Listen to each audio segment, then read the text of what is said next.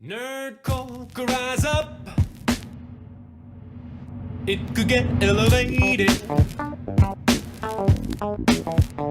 Nerd culture rise up.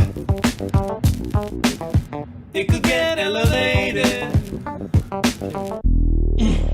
Yep, we're going. Nerdcore used to be just a live, fellers. Well, we're recording. We're not live. It'll be live later. Live in the future, in the past. In the future, the 100th episode. So, there's no clever song because this is so special to our hearts. AKA last minute. Gotcha. AKA completely last minute before doing this because I know I'm busy as hell getting ready for school. Kyle's busy as hell getting ready for school. Justin's busy as hell getting ready for school. So, hey, I got nothing going on. You should have come up with a damn song, then.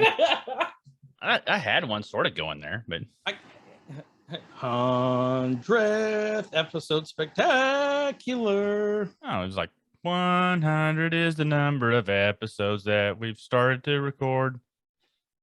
That's it. And then we finished. Justin, Chof, and Chris and Kyle sitting here bored. I don't know. I like the Hair Bear bunch. Hair Bear. Well, okay, 3 of us, the Hair Bear bunch, and you and Kyle. Whatever. We can't all have glorious Justin hair. That's true. He has more hair on his face than any of us do on our heads. So that's true too. If we could take Justin's hair and my beard. Oh, Justin had a glorious beard at one time too. I'm still sad about that. Yeah. Yeah. I just couldn't maintain it the way and look the way yours does. So I couldn't even attempt it. So why try? Takes a lot of work to look this good. It really does. I expect you to be shirtless by the end of this episode with all your. If my air conditioner kicks off again, you might get your wish. It gets hot in here. Oh, welcome to Everyman's Guide to Nerddom, where we are 30 to 40 something year olds who talk about pretty much whatever we want. I'm Chris, and I'm Kyle. And if you guys would like to hang out with us in person, join the Discord down below. We got them in the show notes. Discord down below. We got links to. It's free for one to join. There's all kinds of categories. Like there's anime, and then there's like Chof's Beer Hall, and then Justin's going to be doing the Fantasy Football League coming up again this year. We'll talk about that. You can also catch us live and in person on Twitch. Chris is over there. Twitches. He twitches on streams. He does. You did the other night. You jumped, got scared. But Chris over there at Guyver Unit 01. I'm K_SIG KSIG, and we stream together every Friday and Saturday night normally, as long as life doesn't happen, and so you guys can hang out with us there. So check that out. Be good times. Yeah, so good times. And then actually, hold on, I'm inviting a props. We're gonna have a prop sighting. We are gonna have a prop sighting. So yay! Invite. So yeah, this is a big deal. Us getting props. Us getting props is also a big deal. But this episode, don't tell him that. Yeah, we're gonna tell him. We're just gonna dive episode right into is it. a big deal because we have been going for a year and a half now. Seems like only yesterday. And it does seem like only yesterday. But we have hit. This is episode 100. 100. So I'm surprised we made it to 10. I'm surprised we made it to 2. Well, Justin saved the show then because he was our number. Yeah. Our number 2 guest. Our number 2 man. 2 I'm man. Used to being called number 2. Who does number 2 work for? Well, technically us right now. The system. It's the system. So this is a good intro on, hey, we just talked about, this is our 100th episode. Big deal to us, very special. But first I want to thank the community. Without you guys, I know we say this all the time, but without you all, we wouldn't be here. And this is a big deal to us. Like, we enjoy doing this. This is a lot of fun. And we've grown a very, I would say, nice community. Yeah. I don't know about friendly to us. I don't know about friendly. They're friendly to each other. We've grown a nice community. it's very accepting. Everyone's just super nice. Mhm. And I'm pleased with it. It started from us just saying, hey, come to our Discord. We're doing Pretend things. to listen to we actually have quite a few listeners now, like coast to coast, actually worldwide. If you all were to guess, I know Kyle knows this, but Adam and Justin, where would our number 2 market be in the world? Our number 2 and number 3. Germany. Germany. Number 2 markets the in Germans. Germany. Yeah. Oh, I think wow. you always talk about German. Yeah. your German The audience. Germans love us. Germans do love us. We're And we like love the David Germans. Hasselhoffs of We- podcasting. We're the David Hasselhoff of small audience nerd focused podcasts. It's a very specific Very category. niche. It is. And you Okay, get- what's number 3? I was thinking some type of anti-chafing convention. Chassis? With Belfast there area. you The go. Republic of Chassis? So I Chassis thought sponsor us. if there's a sponsor. large group of men who get together and their crotches are chafed. That would be Sri Lanka. Okay. That'd be true. Man, Number 3, I wouldn't even know where to begin, so I'm interested to hear. Canada. Oh, well, Ah, Number 3 just our markets, hat. Canada. man, Well, look at Canada, the that. Germans leapfrog Canada? No. And then number 4, Mm. America. France. Ah, I come from France. The French Oui, oui. do love our humor. So yeah, like that is so like I would have never expected that, honestly. Mm. U.S., Germany, Canada, France, Canada does Oh, surprise me because we got a lot of and then I Canadians think that we right game after with. that's Ireland. Yeah, yeah. I think mean, we got like- salmon, We've always had Like a, 2 Irish people. Yeah. I'm glad- salmon nerd probably hit that, make Canada the number 3 automatically. I think the Irish one is somebody accidentally found it on Spotify in some pub and they just passed out and it got left there and it's just playing on loop in some continuous. random pub in Dublin. I'll take it. Whatever it takes. I'll Whatever. take it. Oh, listener of the week, Mr. Nerd, PC nerd. PC Nerd, listener of the week. The Avid title, the name listener. fits. Yeah, the PC, absolutely. And not gonna say that he's been honest to get the 100th out so he can listen at work, but he's been honest to get this out because he's caught up. Yeah, he's been So, cranking them loyal just listener. listening. Mhm. Him and Listener of Banner the just community, plow he through plays all with the us. episodes. Hmm. So So thank you, Nerd. We appreciate you. he's Thanks, been buddy. cranking it while listening. Is that what I Yeah. heard? Yeah, you heard exactly correctly. what I Yeah. heard. Okay. Well, Yeah, you do what you got to do. yeah, good for Whatever, you. whatever floats your boat. So those So- guys that have listened to all those episodes, then they'll know our 2 guests below us. I think that, well, on my screen, they're below us. So anybody's watching, they're going to be below us. But for people that's kind of popped in and out, you guys may not know these guys. And you may want to go back and find those episodes. We've got on the screen, if you're watching, bottom left corner, we got Mr. Justin Yates.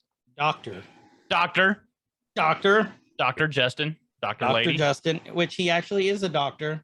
Mhm. Were you a doctor when you recorded episode 2? Yeah. When was that? About a year and a Year and a half half ago. ago. May Yes. 2021. Yes. Yes, I was. Mm. So since May 2020. So Oh, excellent. So Yeah. he's been a doctor. We just haven't given him any love, which ironically is his J Love handle. Yeah. mhm. So Justin was with us for Mystery Science Theater. And then which group of Nerdkeys did we WandaVision. WandaVision through WandaVision. He's also our fantasy football league Commissioner. commish. He's the commish. So great to have Justin back on. It's been a while. It has too Probably long, since we did your basics of fantasy football videos about this time last year. right? Oh, where he was kicking your head? Yeah. Yep, that was a good one. Still recovering. And And- then next, we also have Mr. Adam on the bottom right if you're watching. Mhm. Adam is our resident Weird Al. Weirdpedia? What would we call that? Yankpedia? Useless No, knowledge. Yankpedia is something else. Yeah. Yeah. I mean, yeah, like I said, whatever floats your boat. Adam was he knows everything. Weird Al related. He's our expert in that. He's a good friend of Kyle and ours from college. Been a loyal listener since the get-go, and he's one of the 3 moves. Our Freaky Friday, Spooky Saturday video game night punching bag. He takes a lot of damage. Basically, he's a tank. Yeah. He is. He's the tank, except when kinetics comes. Squishy tank.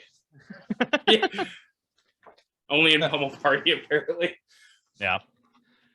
So it's great to have you guys on here, and thank you so much for coming on.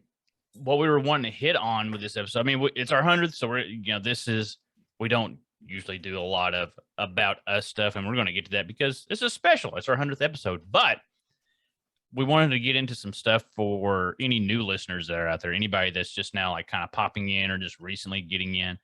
And in the past, when was it, like in January, February-ish, we did like a State of the Nerd address where we talked about things that we were excited about that are coming to the future of pop culture, nerd culture, things that just we're interested in that we wanted to talk about. And so we're going to kind of kick that off again because Comicon just recently happened. And so there were so many announcements that came out at Comicon. When we were doing the notes for the show and what we were going to talk about, I started a lettered list of things that were announced. I made it to P, and I was like, this is too much stuff. And then I just threw the link out there where all these When you got done peeing, what happened? When I got done peeing, I gave it a little wiggle, and then I stood up and came back to the office. Hopefully, as little burning as possible. I almost couldn't it say only that with a took straight 100 face. episodes, but we got confirmations Kyle sits when he pees. Not that there's anything wrong with that. Well, no, if I put my foot right, there's a vent right there for the air conditioner, and it can just like blow and It air dries you. air dry. It really cools off. We don't all have bidets, Chris. Well, you need to get one, sir. I want one. We need to get sponsored by Chassis, and we need to get sponsored by Tushy. And then I we'll think be 50% of this podcast has, or 50% of this one has bidets. Just saying. 50% has a bottle of Chassis laying around. So there's a theme to what we're trying to get sponsored by. I'm noticing it involves our undercarriage a lot. Yeah. Well, it's very important to us. As you get older, you will understand. Yep. Take care of your feet. Take care of your bits. So, just so you guys know, the official title of this episode is the 100th episode Nerdsstravagnza. I knew that was gonna be hard to AKA say. the return of the State of the Nerd. This is So, it's a mid-year State of the Nerd. it is a later mid-year in the State of mid-year. Nerd, There was so we much can get stuff to- that came out of Comic-Con too. That which we all need to go to Comic-Con together. we do. This weekend was it Tokyo When you start OK? getting that chassis money. Tokyo, okay, yeah, Tokyo and Tulsa. Yeah, Chassis, we will go, and that is a prime market for you all. Let us go. We will wear chassis and hand out related samples. costumes. Like I'll go dressed like Wolverine, like except it just says chassis on it. I'll cosplay as a bottle of Gooch powder. I don't care. The Grundle A working bottle of Gooch powder. Yeah, I'll have just flip the little lid and poof, we'd be good to go. So, okay, so why don't you let's start off and talk about first. I want to talk. Oh, I'm letting the props in here. Oh, we're gonna have a prop sighting. There he is. There he. Oh, he's coming in. Well, oh wait, We just added a third guest. there he is. Props, welcome to the 100th episode. The 100th, huh? The 100th, and you can tell Props is muy excited. Bright-eyed, bushy-faced. Muy grande. So, what episodes was Props on? Been up for hours already. We had Mr. Props here for 3 episodes. We had him for prop making. As you can see, if you're watching the video behind him, he makes some really cool stuff. We had him on for our role play episode when we talked about mostly GTA role play, and then for our Veterans Day special. So Welcome he plays back with us a lot. Yeah, he Hey, does look at play that. with us a lot. So let's start off. I want to hear, since the last time we talked to you all officially on the show, we'll go in the circle. So we'll start with Justin. What have you been up to? What have you been doing since the last time we talked to you on the show? Like, have your nerd interests changed? Just what's been going on? Oh man. So it's been, I think the last time I was on was the education episode. So it's been probably about 6 months. And since then, the biggest, I guess, change or, something that as far as nerdom is went to Disneyland. Woo! I was you guys going to before Disney. that not a Disney person. I mean, Disney's fine, type of attitude. Yay, especially with Disneyland, I wasn't going with any small children or anything, but it was a planned vacation that we had paid for basically all the way back in May of 2020. And, a couple things happened worldwide to where we had to postpone it. So, of course, Avengers Campus, Galaxy's Edge, all the Star Wars stuff. I thought, okay, well, that'll be cool. The rest of it, I don't care about. Man, day one, walked in and I was just like, okay, I get this. I get it now. I'm a Disney person.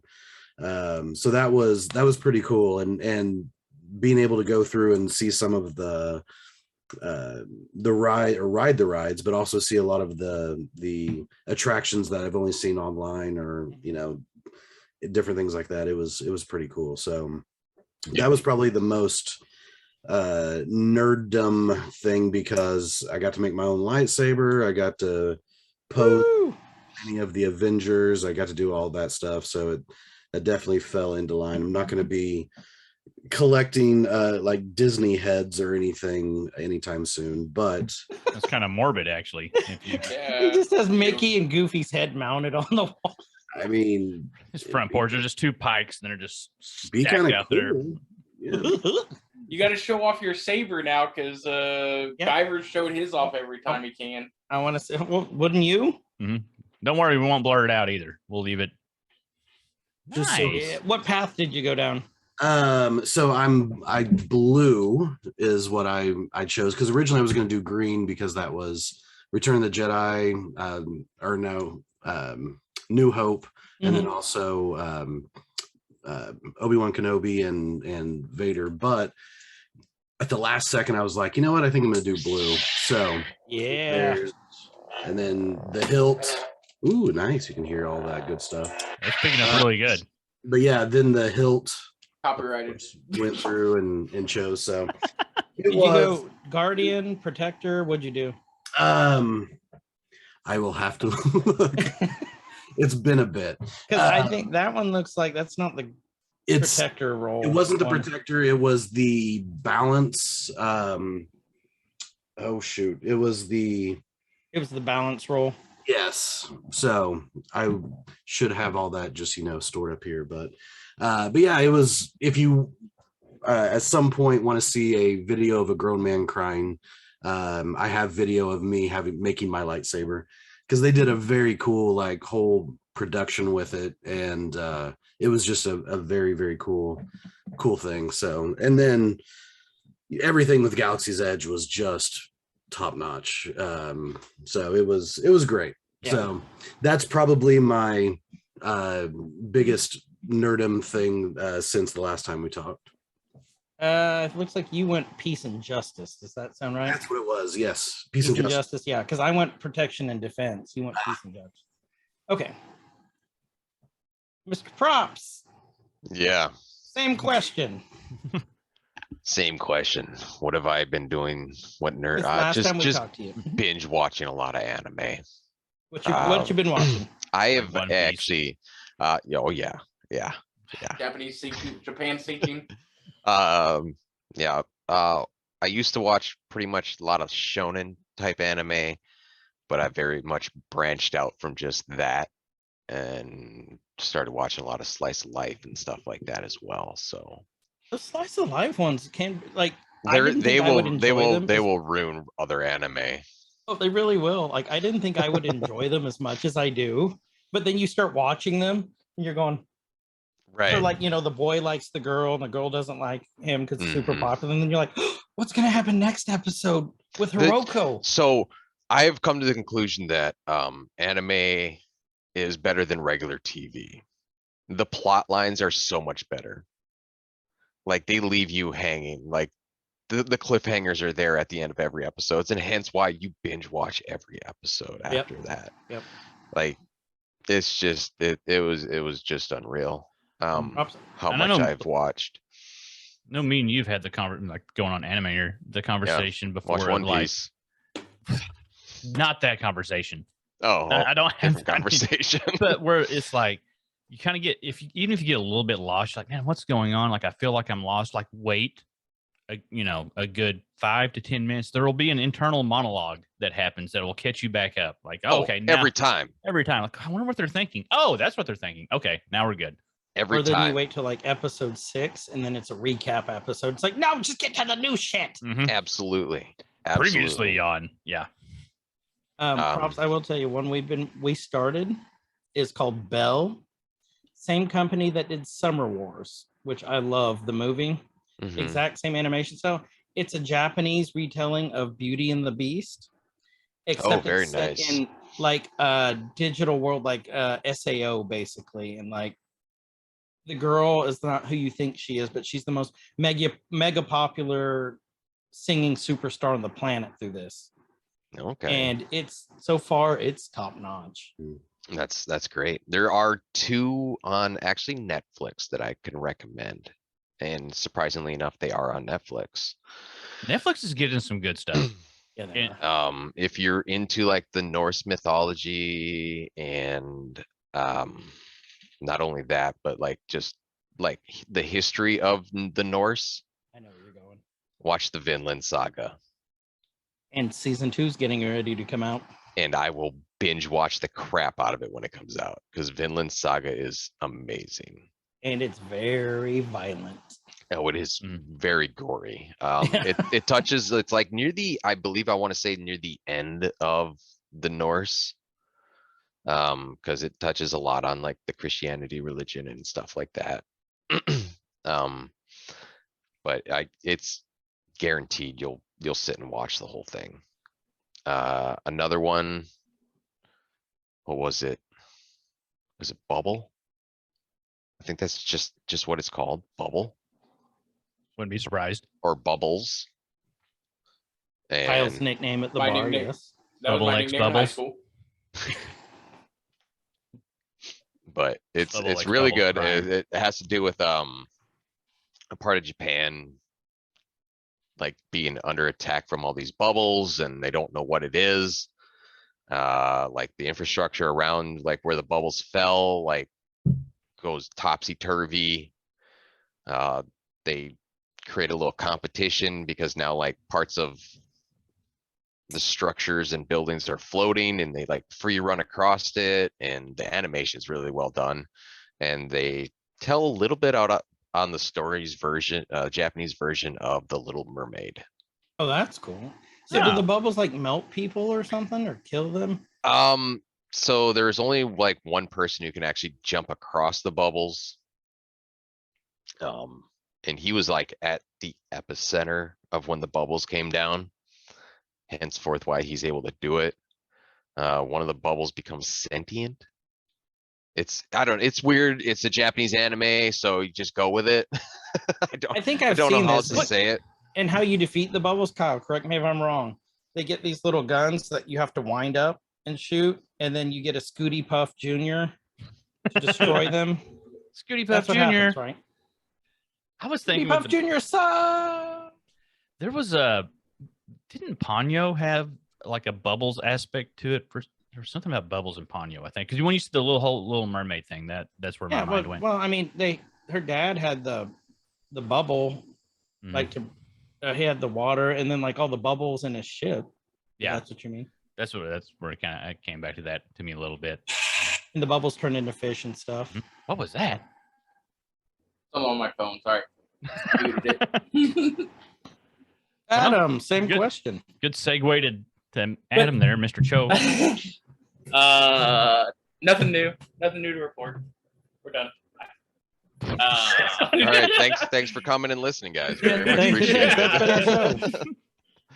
it. Really, I mean, yeah, nothing new at all. Playing with you guys. I went to a Weird Al show since the episode. I pre-ordered his graphic novel that's coming out. I'm excited for his Hulu television mockumentary thing that's coming out. Mm-hmm. That's next month, isn't it? Yeah, it's something like that. Is that the one with Daniel Radcliffe? Yep. Yeah. I'm actually very interested. I'm going to watch that for sure. Oh, yeah. Yeah. I'm interested to see what they how they address the love affair with Madonna. So that'll be fun. It's definitely a mockumentary as far as I've seen, or satire. I don't know how to explain it. But yeah, that's about it. Other than that, I watched the most One Piece in my life since then. You had one. You watched one episode. 3 episodes, I think. Props, Sorry, so like happy. Look how like he was It was half just asleep, even when he was like talking about what he was wanting to watch. And then Adam says he's watched 3 episodes of One Piece, and his eyes just light up, and it's just like because it's so good. 2,000 milligrams of caffeine just hit Props all of a sudden. He's like, "Yes, I got somebody." He was in my Discord when we watched it. Yeah. Like episode 749 or something. I'm like, that makes sense. We're good. Well, but you got to hit the recap on it. Like you got to kind of learn how everybody joined the crew. Mm-hmm. Well, and then because One Piece is ending in 3 years, and I need Props to get caught up because I want to talk to someone about this so bad. What's going on? But I can't. Well, you can't rely on me to catch up because there is I never finished so much going on with One Piece right now that happened. It doesn't matter. Like anytime he says, "I'm going to be king of the pirates," I'm like, "That's right, Luffy. You are. You're gonna go, Luffy." So, all right, Chof, that was not informative. Thank you. I live up to my expectations. Lowered so expectations. Real American heroes. We salute you, Mr. I only watched 3 episodes of One Piece. And 3 more than a I've whole watched. bunch of episodes of what was that Japan Sinking? Oh yeah. Is that any good? The animation is terrible, but people die left and right. It's amazing. Okay. I might have to watch it. There's one death. one episode where this kid like doesn't talk, and all of a sudden he's like, "Mom, Dad, thank you." Boom, stone splits his head wide open. Okay, I gotta watch this. All right, well, there we go. We'll put that on the list. The Random animation deaths. the animation is so bad, but people die left and right. It's Okay, gotta watch it. It's worth it. Okay, so now we are on Welcome to what is it, Kyle? The future and stuff.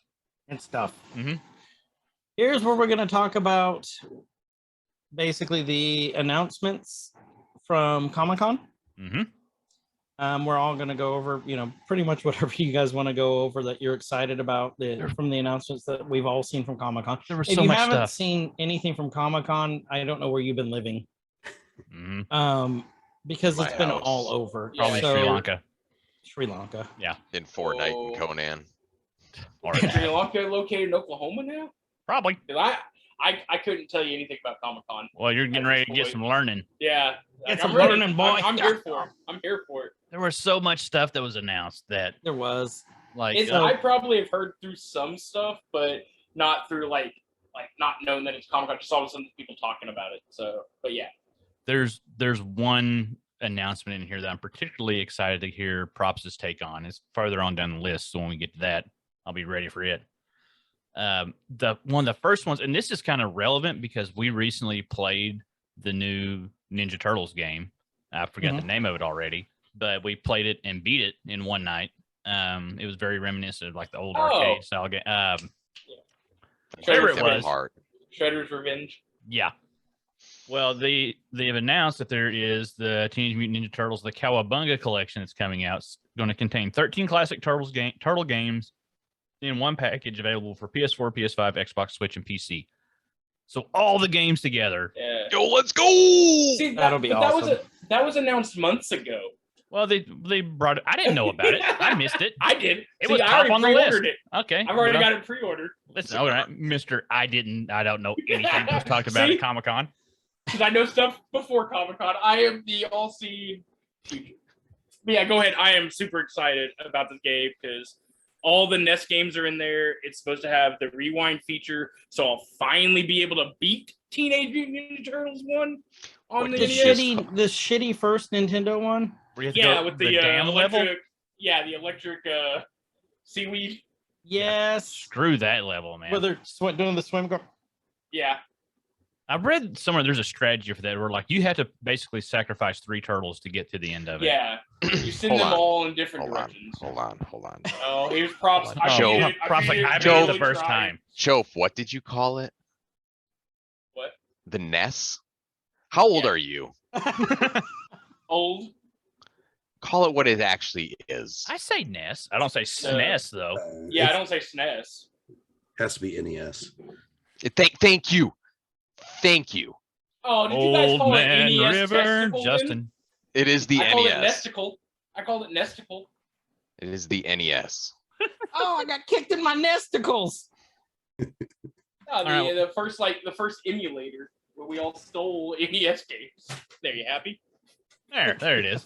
So okay, so we've established that Chof is not only a liar about knowing about things that we were going to talk about that he said, he's also a thief because he got a bunch.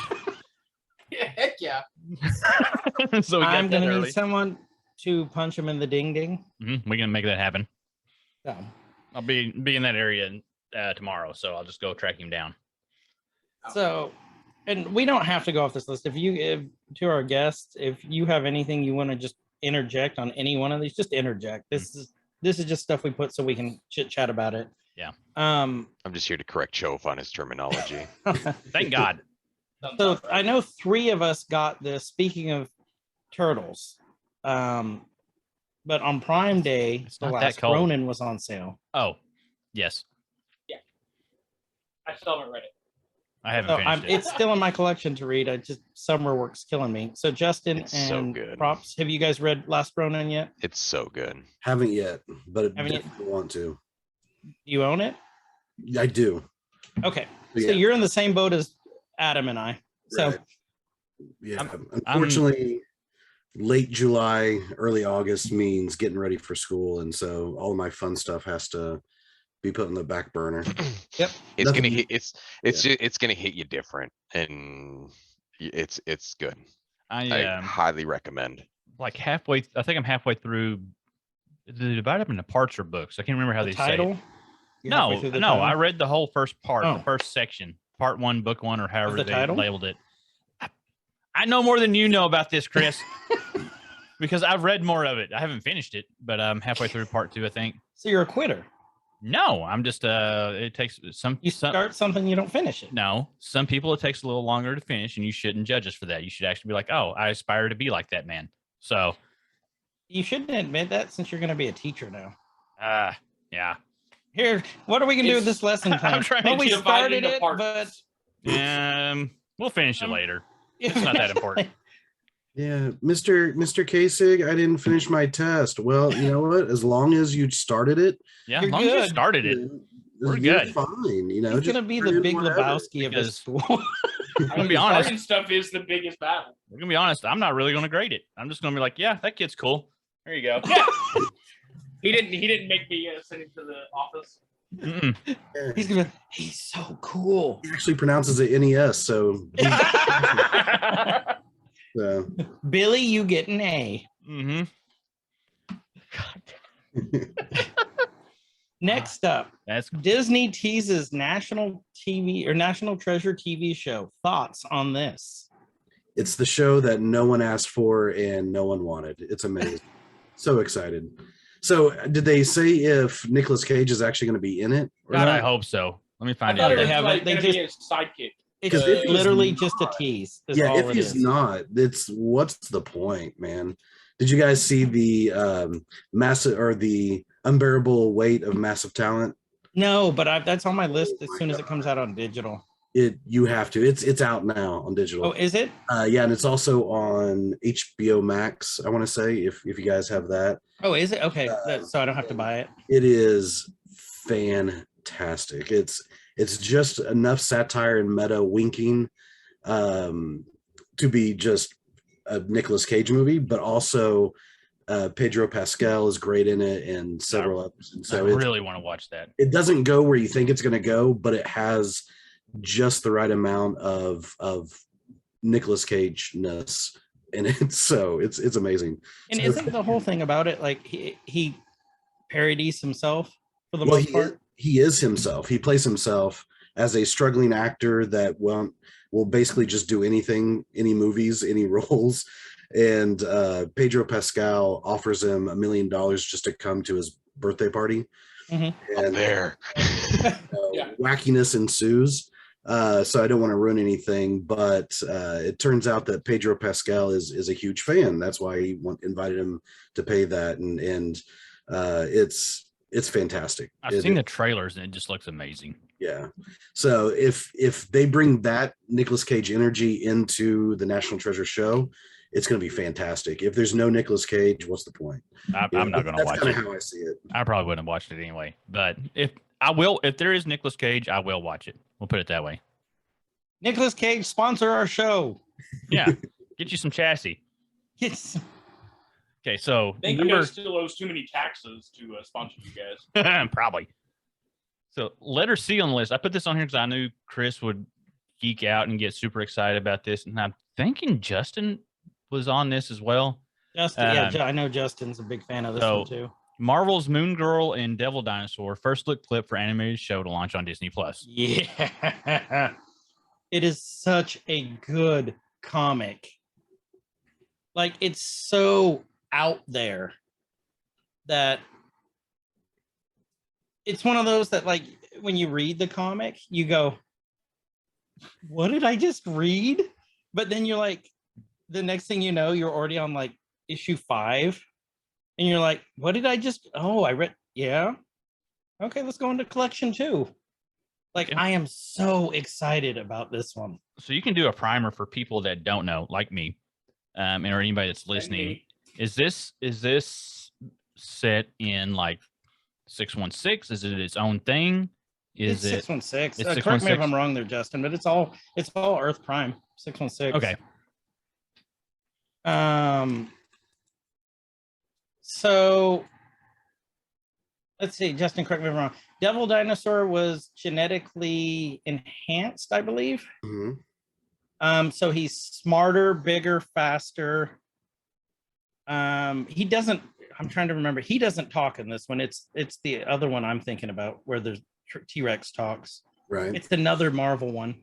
But this one is like, they just have these adventures. Like, they pull in like space stuff. They pull in interdimensional stuff into this one. And it's just like a very, very, that's right, I can put it like almost wholesome comic, but at the same time, again, fucked up.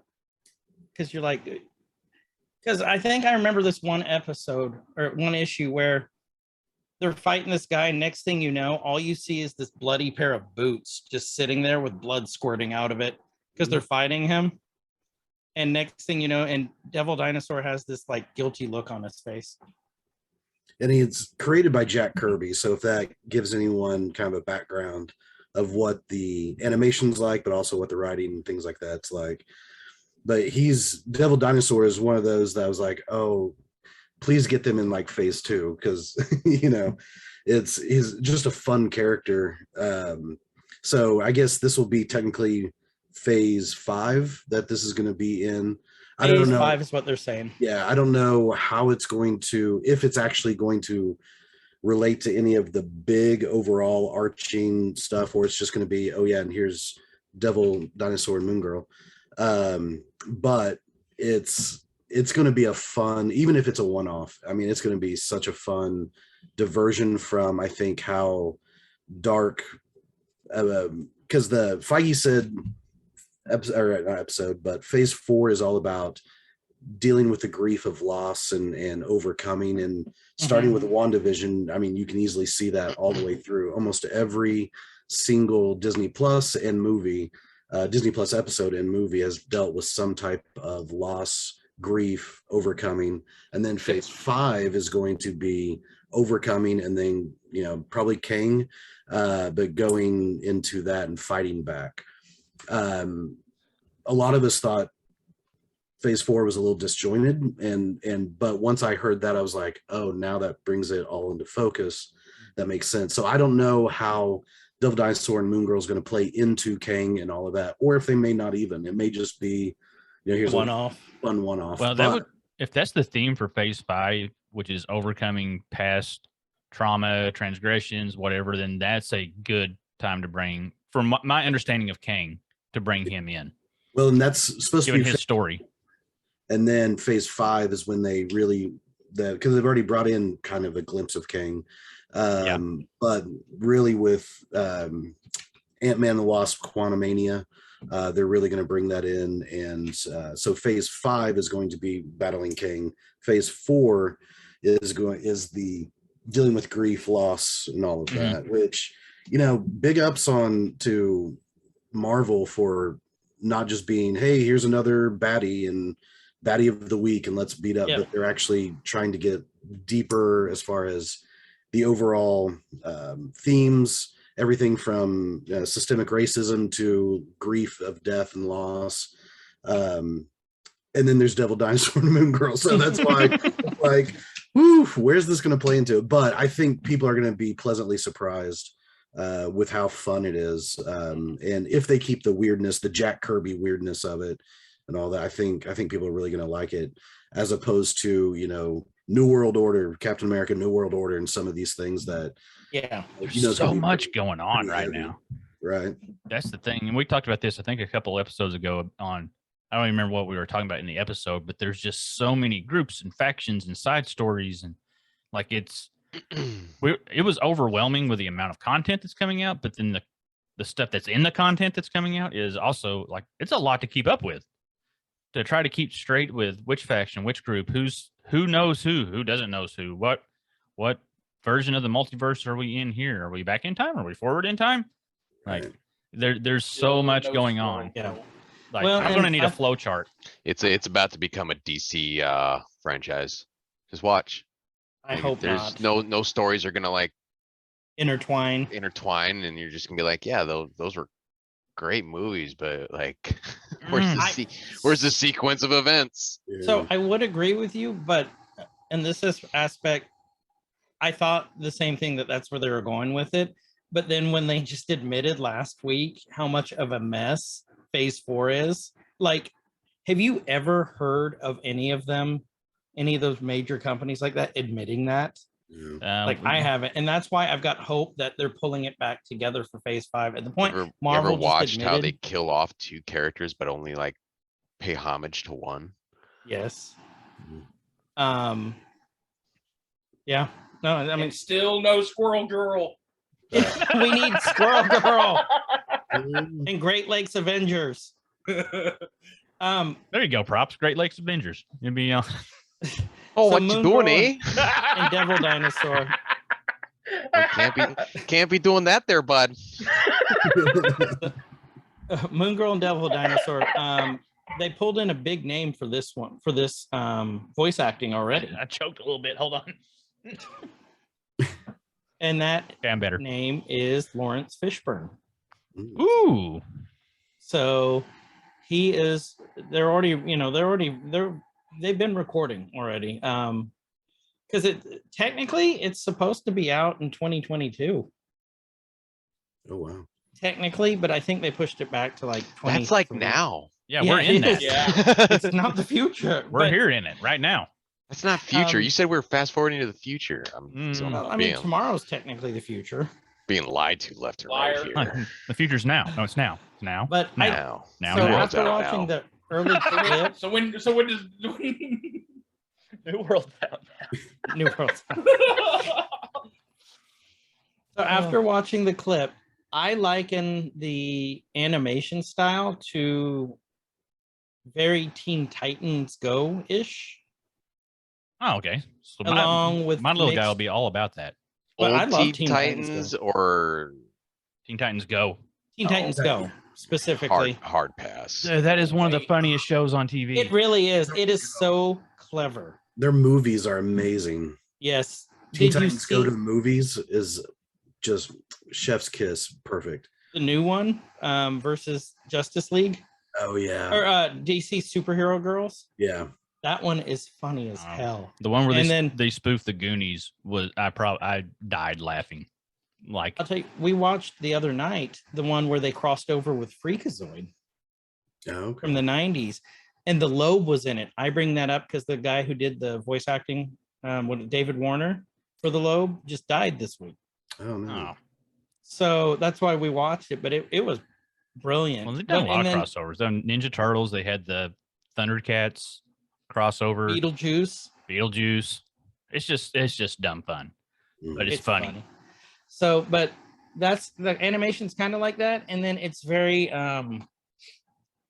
Samurai Jack ish in some aspects, because you remember like Oh, in we Samurai brought props Jack, back around. We lost him, you but we remember in reeled him Samurai back Jack, like when he would kind of go like it'd be like the horror crazy parts, and like they'd all be like in red and blues, but like the background would be a different color.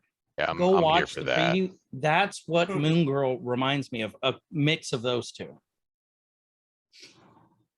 Yeah, I think we we brought him might have back brought around. him He's going to around. give it a fair shot. Yeah. I'm gonna give it a shot. I'll go in with an open mind, even. So yeah, but look up the trailer. It's actually, I think it looks pretty interesting. So I'm pumped about this one, and it sounds like Justin is too. So Oh yeah. I I'll watch have good hopes for this. I don't see how they could bring them into the live action realm. One second. Just like what if, like, because there's so much you can do with animation, and like Marvel Zombies, we know we're never going to get a live action Marvel Zombies. But they did bring a lot of the what if into reality through the multiverse. Yes, but that was only bits and parts. I don't think you can do a full season of that. I think it'd be too expensive. Well, because of all the people that you'd have to bring in. And For makeup and sitting there, and yeah, They got the money. They got mouse money. They're good. they got mouse money, but they want to maximize that mouse money. Yeah. And you can just do so much more with animated. Yeah. And kind of pivot off the mouse for a minute, because this is something that I think Justin may be excited about, just because I know he's our resident DC guy for the most part. And I know Props is a big DC guy as well, I believe, if I remember right. Yeah, maybe, perhaps. I don't know if you can see that up top there. Okay, so we got Props Yeah. and Justin. This may be more Props. So there's a new Gotham Knights game coming out. Oh, dude, I'm watching that like a freaking hawk. Yeah. There it is. I'm excited about this. Let's one. go, Bat Family. That's all I'm saying. So what I didn't know anything about this. I played some of the old I say old, they're not that old. The last run of Batman games, the Arkham series. Those were fun. So good. They were so much fun. But like a big complaint I think of that I had, and a lot of people had, is that it got repetitive as you went through. It seemed pretty repetitive. You know, it's like same thing over and over again.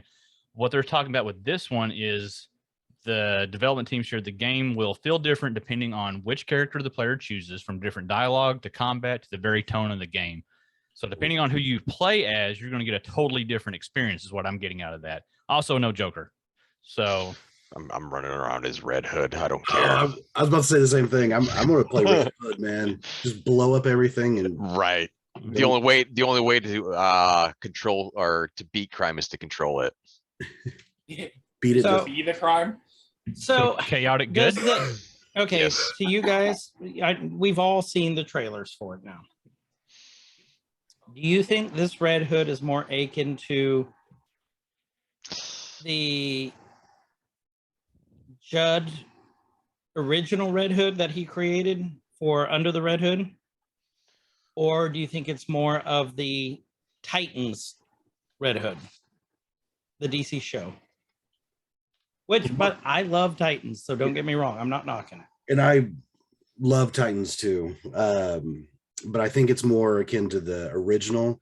In the Titans, they tried to tie in too many storylines to Red Hood and kind of made him a little bitch. They made him an absolute bitch. Yeah, and especially being controlled by Scarecrow and some of those things. Which would never happen. It worked in the overall scheme of if you didn't know the original, but hopefully, and what I've seen is I think it's the original and not anything close to the Titans, because yeah, that Jason Todd was He's a A bitch. Yeah. He was too teen, mopey. I don't, why didn't Daddy love me type thing, and that's not the Red Hood from the original. He's just one to kick ass and get even, and so it's more of a Punisher, I would say, type. That's Oh, what I got from it. absolutely. Yeah. So, and I think if people know it's more of a Punisher style, like the DC version of the Punisher is Red Hood, and then they understand the backstory to it, which gives it some pretty cool nuance, that'll make it, I think, more appealing for a lot of people than if they see Titans and go, oh, well, he's just going to sit in the corner and cry and then like blow something up. So, which is not really Red Hood. No. But also being able to play Nightwing will be awesome, because this is the Yeah. first iteration that I can remember of Nightwing in a video game. Mhm. And so that's going to be fantastic. And I thought Red Nightwing Robin. was in one of the Lego DC games. Yeah, Maybe he you're was, wrong. but not. Okay. But I Don't sleep on the Lego games. I'm telling you. We're not knocking the Lego games, but I'm what Justin, correct me if I'm wrong. What you're going on is like the realistic Right. combat, like how Nightwing should be, not the. I just wanted to point out that I might have known something. That's all I'm saying. Well, and then no, you got to play as Nightwing in a DLC of Gotham City or Arkham City. oh, you did, didn't you? Yes. I must not have gotten that DLC, because I I remember you forgot could, about I was that. going to say, I was like, no, Yeah. you got to play as Nightwing. I remember playing as Nightwing. But it was a short. It was a short Oh, it chapter, was- though, wasn't it? It was, yeah. I mean, it was Yeah. DLC, so. because you got to play more as like Azrael than anyone else, like Bat Family, or more interaction with Azrael. And it was like, man, this is a huge missed opportunity. So, yeah, it's Epic. day one. It's going to be in my house and being. Mhm. So. When's it due out? Release date, I think, is October 25th. I Like 2 saw months. late October. Mhm. I don't have it here in front of me. 25th, 2 months. 22nd, something like that. Because we're getting like there's no Hold on. Joker, no Batman. This is all Gotham, what is it? Gotham Knights. Knights. Well, you got the Red Hood Titans is kind of like the Expected the early release date Luke. is October 25th, 2022. So you got Batgirl, you got Nightwing, you got Red Hood, And Red Robin. Robin. So yeah, it's going to have some really cool aspects that most people haven't played before. So it'll be good. Doesn't it? Does this one have Damien in it? If it does, he'll be just Robin. DLC. Yeah, he'll probably end up just being Robin. Yeah. Okay. So Yeah. Or So we're all excited about it. If you all Yeah. couldn't tell. we'll give her a run. Eh. I wouldn't be surprised if it doesn't show up on Game Pass. Game Pass is grabbing a lot of stuff like that pretty early. Yeah. So this next one is pretty cool. I'm excited about this.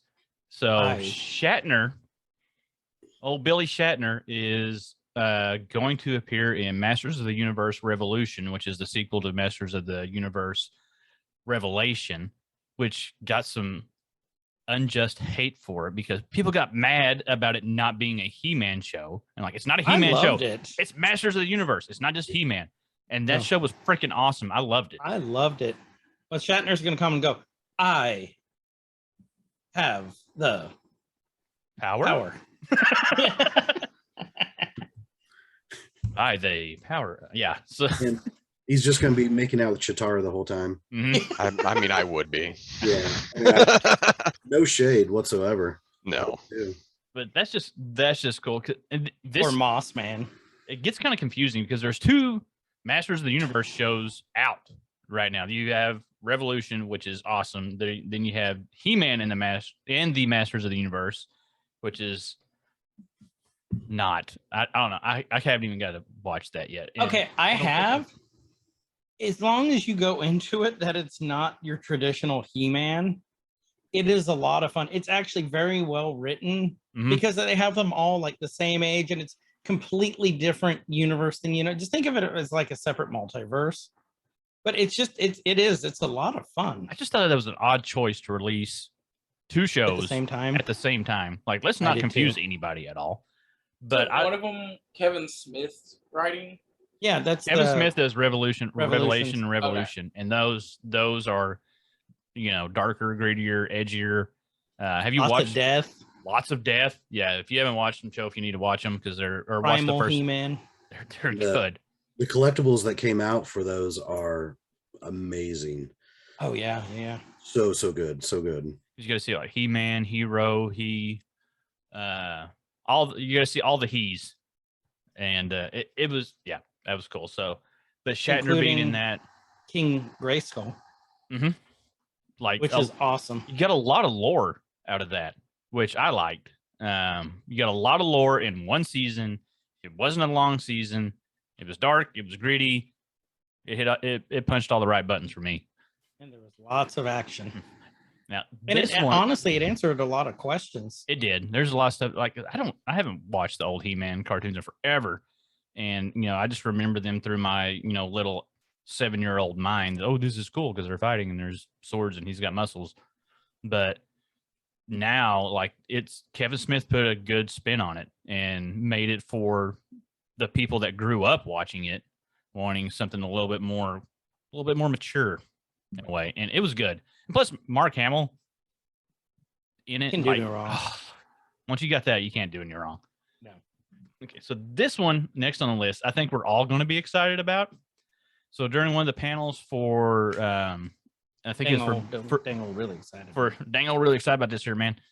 During one of the Beavis and Butthead panels, so Mike Judge was talking, and he stated, and quote, when asked about King of the Hill, maybe potentially having a return, he said, quote, "It has a very good chance of coming back." Yeah. I mean, we just got a new Beavis and Butthead movie. We got a new Beavis and Butthead. which was fantastic. New upcoming Beavis and Butthead series. Yeah. Oh. It's like a third reboot of it, or third time it's been redone. And if anyone hasn't seen it, it has like a 97 on Rotten Tomatoes. The Beavis and Butthead Do the Universe. I've been Somewhere- needing to watch I that. loved it. I It was absolutely loved it. crazy. Yeah. So it's for anyone automatically just like, ugh, Beavis and Butthead. I'd give it a shot. I mean, a 97 on Rotten Tomatoes, and we can always debate Rotten Tomatoes scores and things like that, but that kind of tells you something. Well, the second run of the TV series was really good and really funny. Like it hit all the right buttons. But man, getting King of the Hill back, I'll be dang old man. Tell you what, man, old King of the Hill come back on TV, man. I'll watch it all, binge it all night long. Dang, gonna be really good, man. Dang it, Bobby. They have and I'll just be watching and cracking them, just all night long. the writing was very ahead of its time on King of the Hill. The storylines, I think. Oh yeah. And even like memes are still being used of Bobby, several other things. They would be really offended if they could read type of memes. That's like, wow, that came out like 20 plus years ago. Mhm. It was so relevant and ahead of its time then that people are still memeing it and all of that. The only thing I can think of Bobby in a meme is "That's my purse." I don't know you. That's my purse. That's really all you need. That's It's- really I like all the you one- need. I like the one where he's holding a sign outside the classroom, and then it's always like, those people could read. This is bad. I don't know. Yeah. I still love the Hank impersonations and like the propane rap. I can't remember the name of the song. Oh my god! Oh, I know what you're talking Literally, about. like a month ago, I heard that for the first time. It's like you The propane rap. kind of hate it, but like, man, I love it. Then you're like, man, I I- hate it. And like, man, I really love it. Like, There's a it's bag just- of mixed emotions. Yeah. They need a Roller coaster. propane mod for GTA. that could probably be made to happen. There's propane tanks. Just shoot them. That's all you gotta do. No. You remember the game Propane that they made on the show? Oh yeah. They need to do that where Hank, you get buff the more propane you get. I forgot about that. Like he ends up like just like binging on the Propane. game, Yep. and Peggy has to get all the cheat codes to like just wipe them out. Yep.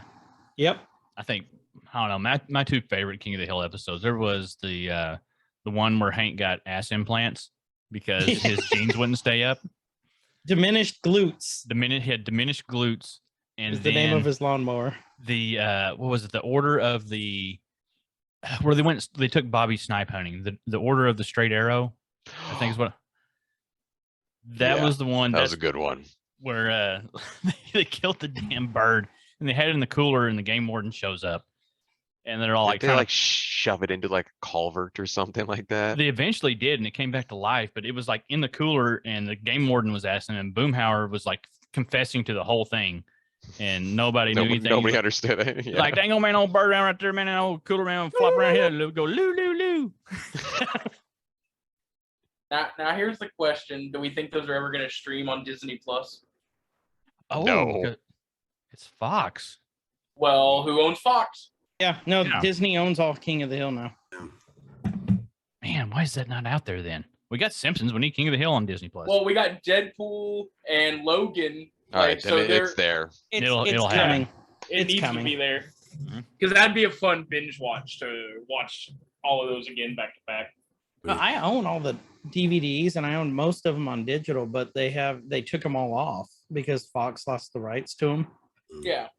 Oh, And did then, Fox lose the rights, or because of the Disney purchase? No, they lost the rights to it before then. Okay. So Mike Judge might own.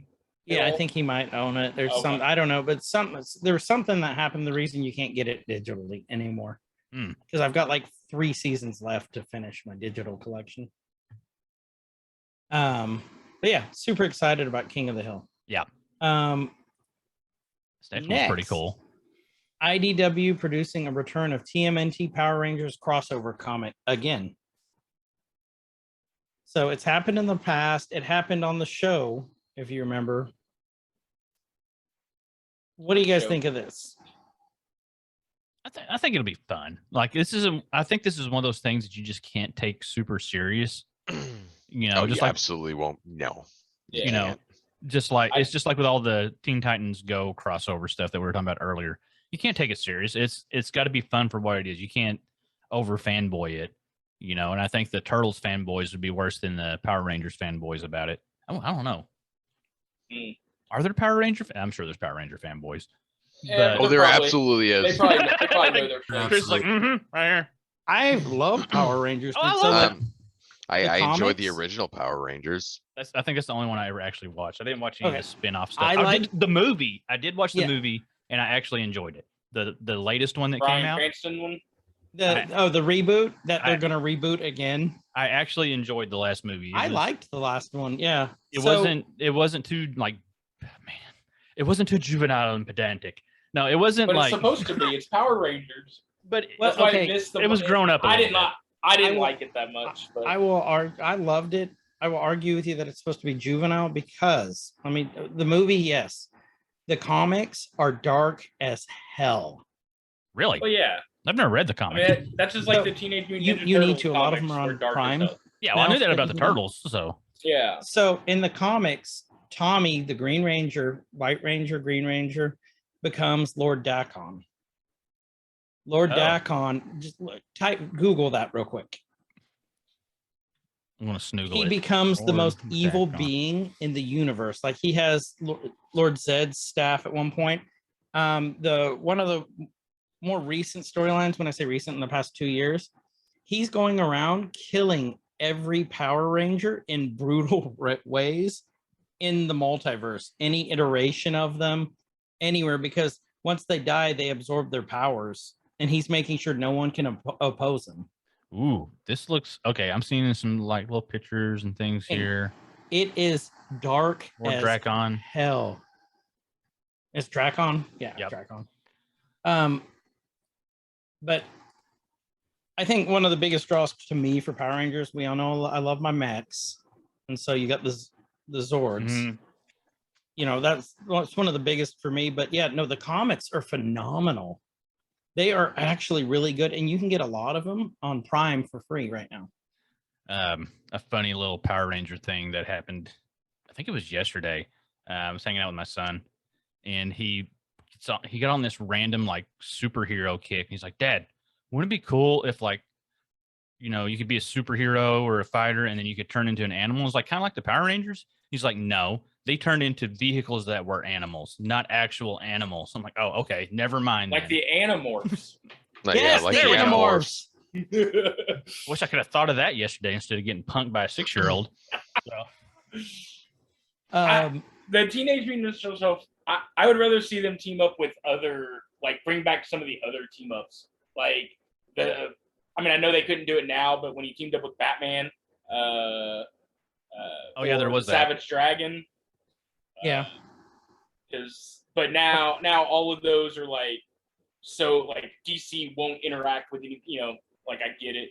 Back then they're like, yeah, who cares? Well, they did do the TMNT Batman DC animated movie like 2 years ago, which was extremely dark. I think Like animated any is really DC fair animated. game. Fair Yeah. game. Animated is always fair game, I think. Yeah. Live action crossover would be weird to see. I'd watch it. I would 100% watch it. Oh yeah, and there is a new Teenage Mutant Ninja Turtle movie coming out, right? Mhm. Yep. Yeah. Another reboot. I hope. Is it? I'm going to say it again. I hope to go dark and gritty. I want original movie feel, or darker. Supposed to have Krang Next. in it? So, oh, go ahead. What's that, Adam? Oh, I was just saying it's supposed to have like Krang in it and the Technodrome finally. Yeah. So, yeah. And actually, okay, I'm not Michael gonna lie. Bay The still? second reboot movie, I kind of enjoyed with the Bebop and Rocksteady, and Seamus who was he? Was he Rocksteady? I think so. Bebop, Hmm. I think. He was Oh. Bebop. I think that was, yeah, I enjoyed it. So, okay, next, I kind of want to expand on this too. The DC announcements at Comicon were completely lackluster. It's awful. Stuff. Well, yeah. To segue what we're going to talk about next, something that we pretty much knew. Yeah. Like it was known that when they stated there's going to be no more Sniderverse movies. Like, oh, really? We had no idea. So yeah, Like DC, that was pretty much, to me, that was their main announcement for Comic-Con. Yeah. Because there was no movement on anything else besides the two movies that they promoted. We got the new trailer for Shazam. Mhm. Shazam 2. What's that one called? Fury of the Gods. Fury of the God. There you go. Which, by the way, the trailer, I think I enjoyed the first one. I think the second one looks really cool. And we have a replaced Mary, which is going to be interesting. But the trailer looked pretty good. And then they released the trailer for Black Adam. Mm-hmm. I saw some comparison. There was a scene where he's like flying between two jet fighters that look very close to the Iron Man scene. Iron Man, when he was, yep. like extremely close. And and I get it. Like you're going to have, like, there's only so many ways that you can show a superhero flying between two fighter jets. But I feel like that was like 100% on purpose. Just like maybe not like a screw you to the other side, but maybe like a friendly nod. You know what I mean? Right. Well, but I think the difference was too, if you remember, Iron Man kind of went back, didn't harm the jets, and Black Adam just demolished them. Yeah. Yeah. So I think that's your the comparison. nod side of it. Yeah. Right. But the whole announcement about no more Snyderverse, like we knew that was going to happen. And that upsets me terribly after watching the Snyder cut because, and we've talked about, like, I still want post-apocalyptic Batman. What was his official name? There's a name for him. When he's in the trench coat and carrying the gun. And Noir? No, it's not Noir. It's It was some like apocalyptic Batman, or I think it was Apocalyptic Batman, wasn't it? pretty sure that's Or Apocalypse Batman. something Last like Night on Earth. Grim. Now there's so many different ones. In there. But again, DC Universe, Yeah. like they didn't even announce anything about their Flash movie. Well, the Aquaman movie that's coming Can out. you the blame Flash them? movie, Well. Yeah. Flashpoint, Blue Beetle is coming out. I mean, all three of those. The Tick? This is the less cool version of the Tick. Oh. But yeah, and I was waiting. Of course, as you can kind of see, I was waiting for all kinds of announcements for Flashpoint, with Michael Keaton being the Batman in it and a lot of different really cool aspects. Nothing. And so I don't know if that means that they're going to have their own type of event to announce everything, but man, it's such a missed opportunity. And it could be that I think they don't know. The whole Amber Heard thing with Aquaman. That's And okay. We're gonna get Bruce Campbell to replace her. So Yeah, that'd be amazing. And then Ezra the whole Miller. cast. Yeah, Ezra Miller has gone Off the deep end. apparently. DC's kind of actors and actresses kind of went to a shit show the last year and a half. Yeah, so I don't know if They they're all just became wanting Marvel to characters. not bring up a lot of that stuff and then have a big event later as some of it's died down or something. I don't know, but it seems like they're just missing a huge opportunity. Well, it's like they're all around it. Like they're so Yeah. close to getting everything just right. Like, okay, Marvel multiverse stuff gets confusing, but at least you know it's a multiverse. When you get to DC stuff, you're like, okay, we're going to redo Batman again, and we're going to do a Joker movie, but it's not the same Joker. This is a different Joker, but it may be the influence of the future Joker, but it's not the same. You know, it gets extra muddy for no reason. Like there's not enough cohesiveness, and like we want that. Like I want that good stuff. You know, I want what Snyder was going for. I still think they have like a written plan. They do the first one. It doesn't do nearly as good as they want. So they just change all the plans. So that's why it's like so discombobulated. Like they don't have anybody to like, hey, just keep doing this. Once it clicks, all the money is going to be there in the future. Not every Marvel movie knocked it out of the park, but they all worked together to make a bigger picture. Like it took them a little bit to get their feet under them, but once they did, and look at them now, we're about to wrap up phase 4 pretty soon. We get all these movies and all this stuff because they stuck with it. They listened to the fans. They did enough new stuff to keep it fresh and interesting, but enough fan service stuff to back to the comics and making things interesting that it kept going. And DC keeps dropping the ball, I think. Well, being the resident DC apologist on the show, I don't apologize for anything.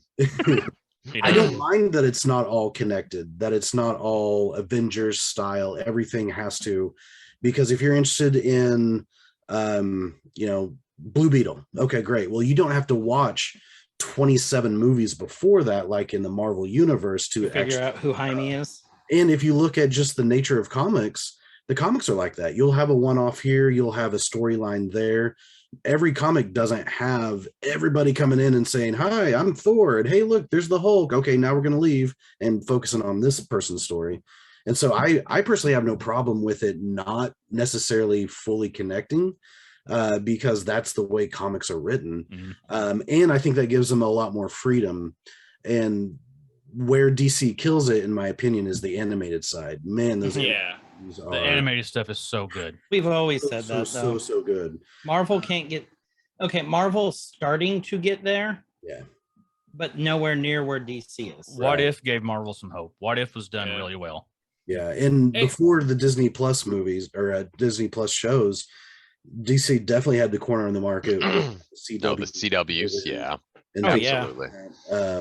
And so 2 out of 3, they were actually doing better than Marvel. But now with Disney Plus, those Disney Plus Marvel series are fantastic. But yeah, I think Marvel's over here taking over everything. Yeah, of course, it's the mouse. The mouse is. But yeah, I think DC doing what they're doing is going to allow more freedom for the creators. And so it doesn't have to fit a cookie cutter mold of, well, first you have to find out who the person is, and then there has to be a world ending catastrophe, and then got to come together and beat it. Okay, great. Well, the next movie, you got to find out who it is. And then they have a world ending catastrophe, and we got to come together. Okay, great. I think the DC model is going to allow the directors, creators to do more like the Joker. Even though it wasn't necessarily, there was no Batman swinging in the background or anything like that. It was a DC property. It was another iteration of Joker and it was done really good. Yeah, that won Academy Awards. And the second one, apparently, if you haven't read, is in the works. Supposedly going to be a musical and has Harley Quinn in it. So that's the latest on that, with Joaquin Phoenix doing the. I have read that. I think my favorite part about Harley Quinn is like she wasn't even supposed to be a character. Oh yeah. She came from the animated show and just blew up. Yeah. Well, and here's the thing. I mean, she's such a great character too. Let's talk on that for a sec. this wasn't announced at Comicon, but it was announced this week, was for season 3 of Harley Quinn, the animated show. Already dropped and watched all 3 of them. Have you really? How many did they say how many episodes this season's going to be? They didn't, but they dropped 3 at the same time. So that means it's probably going to be, I'm going to guess 9. Yeah. And they are fucking hilarious. Like, even my wife, who doesn't care about a lot of the Any of that? stuff and all of that, so she was sitting on the couch while I was watching it, and there would be times she would look up from her phone and be like, oh, that was funny. And if anything can stop her from, you know, being on social media, man, that it has to be pretty major. So That's awesome. if any of you talk to her, don't tell her I said that, or else she'll beat me. But yeah, it's really good. And again, that's DC animated. And they're just knocking it out of the park with all of that. The DC Super Pets movie just dropped on Friday. That looks great. I agree. So and I think if somehow the DC Pets had to go into the overall Sniderverse, and then this had to happen to go into this, we wouldn't have a lot of the different styles that DC does have. So that's coming from the resident apologist. I kind of like where it's going, to where you don't have to do all the homework to enjoy a movie. You can just walk in, watch a DC Pets or the Joker or something and be like, that's really good. Oh, that's a comic. Oh, you know, because I guarantee there's a ton of people that watched the Joker and had no clue that it was actually a DC comic. Yeah. And so I think it's so many backstories of the Joker. It's ridiculous. Oh yeah. Oh yeah. It's crazy. Yeah. But I think that may bring in new people that are too honestly intimidated by, well, I haven't seen any Marvel movies. This is phase 5. How many do I have to watch? In what order? Oh God. So that's the counter argument. That's what was overwhelming. Yeah. Was like, oh man, I've got to, and you can't remember the order of release. So you've got to have this on your phone with the flow of, kind of like what Chris has behind him in his background. If you ever get behind, it is so hard to get caught back up. And like, I'm behind again, just because there's so much stuff that comes out that it's hard to keep up with. And so I'll concede to you on that it's easy just to jump in and watch one and to grab something new when it comes out. The only thing that just gets kind of confusing for me, and I'm getting better at separating, is when you have that many iterations of things so close together. We had Suicide Squad and the Joker movie all coming out really close. Okay, I've got this Joker and this Joker. Then we have, the Batman that came out, which I loved that. I loved that. That was the Batman that I've been wanting for a while. Was what we got in the Batman. Pattinson, he did a good job. Like, he had so much to overcome to be able to do a good job in that one. And just from, fanboyism again, like we bring up all the time, like, oh, this is, we're getting the wrong kind of bat for the Batman, this sparkly vampire, but it was good. Like it was what I was looking for in a Batman movie for the last, I don't know how long, and so it's just, sometimes it's just how close they release stuff that overlaps, properties or characters or whatever, that can murk things up a little bit, because you're like, oh, I would love to see this Joker with that Batman, but we can't, and if you think about it, like the comics, you could read a graphic novel like The Dark Knight Rises and then pick up year one, since those were kind of closely together, 2 different Batmans, but and then pick up, watch a episode of Batman 66 and then watch 89 Batman and then watch the new the Batman. And you can, just like in the comics, that when you pick up a different run, it's going to be a slightly different backstory, or there's going to be slightly different this or that. And you can appreciate all those for what they are without having them connect. See, I like that explanation, justification, however we want to look at it, because now that makes a little bit more sense to me, that thinking about those releases, like how the comics come out and you've got different runs and things, that helps my little peasant brain a lot. Well, and on the whole, you guys brought up Joker, on the Harley Quinn show, they came out and said this week, Joker will not be a love interest from here on out for the rest of the show. It's going to be Harley and Ivy as a couple from here on out, which I think is a really bold statement to I'd make. watch that. Oh yeah. It's great. Okay. Props. If you haven't watched any of these, I Kite have Man is everything. Kite Man is amazing. He cries and shows ranges of emotion. And that's one thing I love about DC in what they're doing, like with Suicide Squad, James Gunn's Suicide Squad, and Harley Peacemaker. Quinn and things like that, is they're pulling out like these D-list, like who is Kite Man, and you have to read in or do a little bit of reading to find out, okay, he's in the Batman, I guess, or actually he showed up and he's just this random villain that uses a kite, but yet he has this major role in the Harley Quinn animated show. And same with like Polka Dot Man and different things in Suicide Squad. You're like, did they just make that up? No, that's a real DC villain. Yeah. Kite Man's not even an F-lister. Yeah, right. Well, I mean, if you watch the Lego Batman movies, you see all the one that where Zach Galifianakis was the Joker. You see all those, B, C, D, F list villains. And everybody's like, did you really make that up? He's like, it's worth a Google. Yeah. Well, and Ron Funches as King Shark is awesome too. Yeah. And then Clayface is what's his face from Firefly and Nathan Fillion. No. He was also the voice of KR1 or whatever in Rogue One. Alan Tudyk. Yes, Alan Tudyk. There you go. So Alan Tudyk, and I think he also does the Joker in that as well. And he's also in. But he's amazing. So it's Doom Patrol. High quality, yeah, Doom Patrol. High quality, very, very high quality. So I'd highly recommend if you want a good 25-30 minute episode type show that you'll just laugh and laugh, and you'll binge the shit out so of it. many Easter eggs. So like I was giggling at parts that, of course, like my wife wouldn't get because she doesn't know the background to it. And it's like, oh, well, that person was actually a villain with Flash who then fought Gorilla Grodd. And that's why when Gorilla Grodd walked past him, he threw his dung on him, or so, I don't know. Yeah. But, small little Easter eggs that if you know it, it's even better. But if you don't have to enjoy it. And that's one thing I would tell you too. We kind of ventured in this.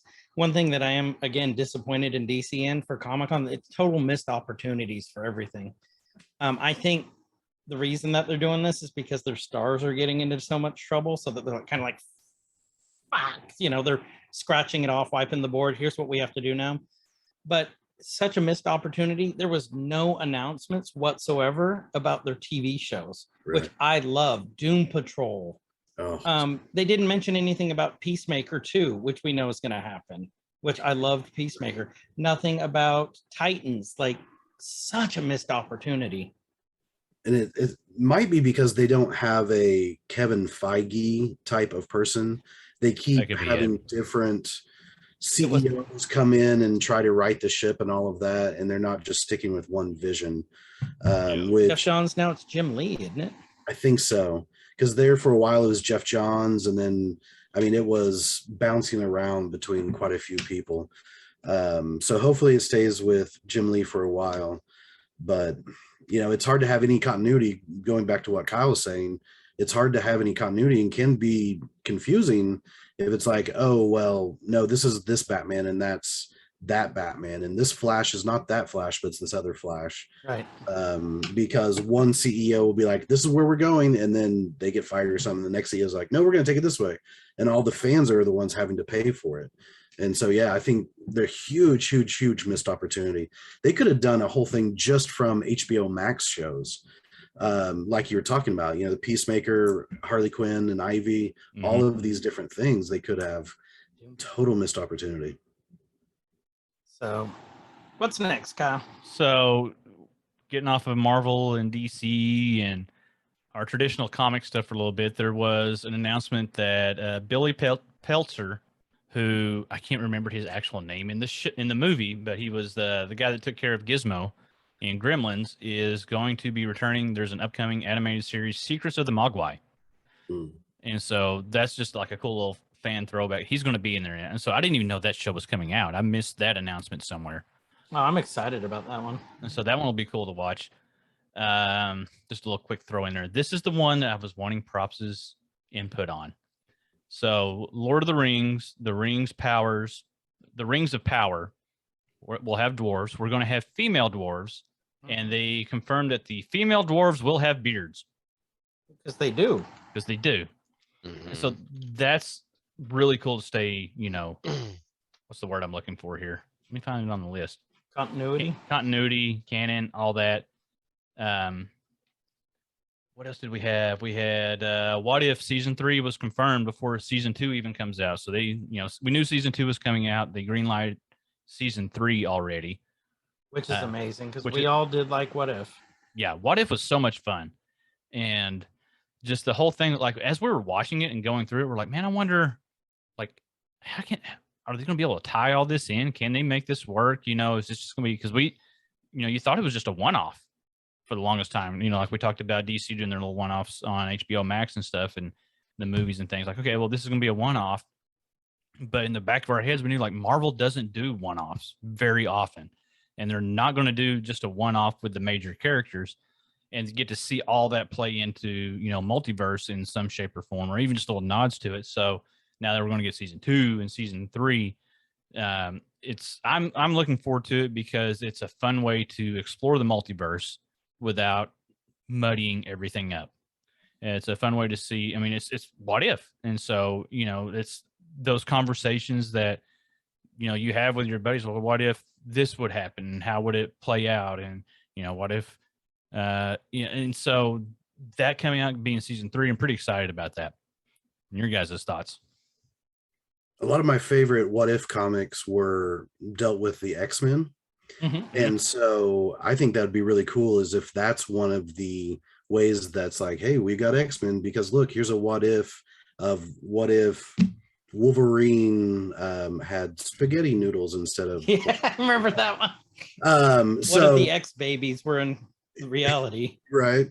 And So, so like the Muppet Babies, but with mutants. Oh, the X babies were amazing. it's like the Muppet Babies, but less violent. So Okay. yeah. But yeah, it should be, I think, Like their nanny is just one of the Sentinels, and all you see is from his like metal knees up as he's walking around a little Who mutant was nursery. their nanny? Was it Kitty? I don't remember. I'd have to pull it back up. I had the comic. But yeah, I think if they try to do less of, the Thor episode where he was like party boy Thor. Party Thor. Okay. Do more of the what if T'Challa was Star-Lord types of things, Yeah. but focus in on the areas that they've just recently acquired. So have some X-Men in there, have some, maybe Eternals or something to help introduce it, but also have it, give it more notoriety to the normal fan, I guess you would say. Right. I will not say, collected it. like talking about Party Thor, that one was a sneaky episode because through the first 90% of that episode, you're like, okay, this one's kind of it's different. It's fun, but it just doesn't seem to click really well. And then you get the ending where like, oh, that's how they're redeeming this. And this is what we're doing now. Like that was sneaky.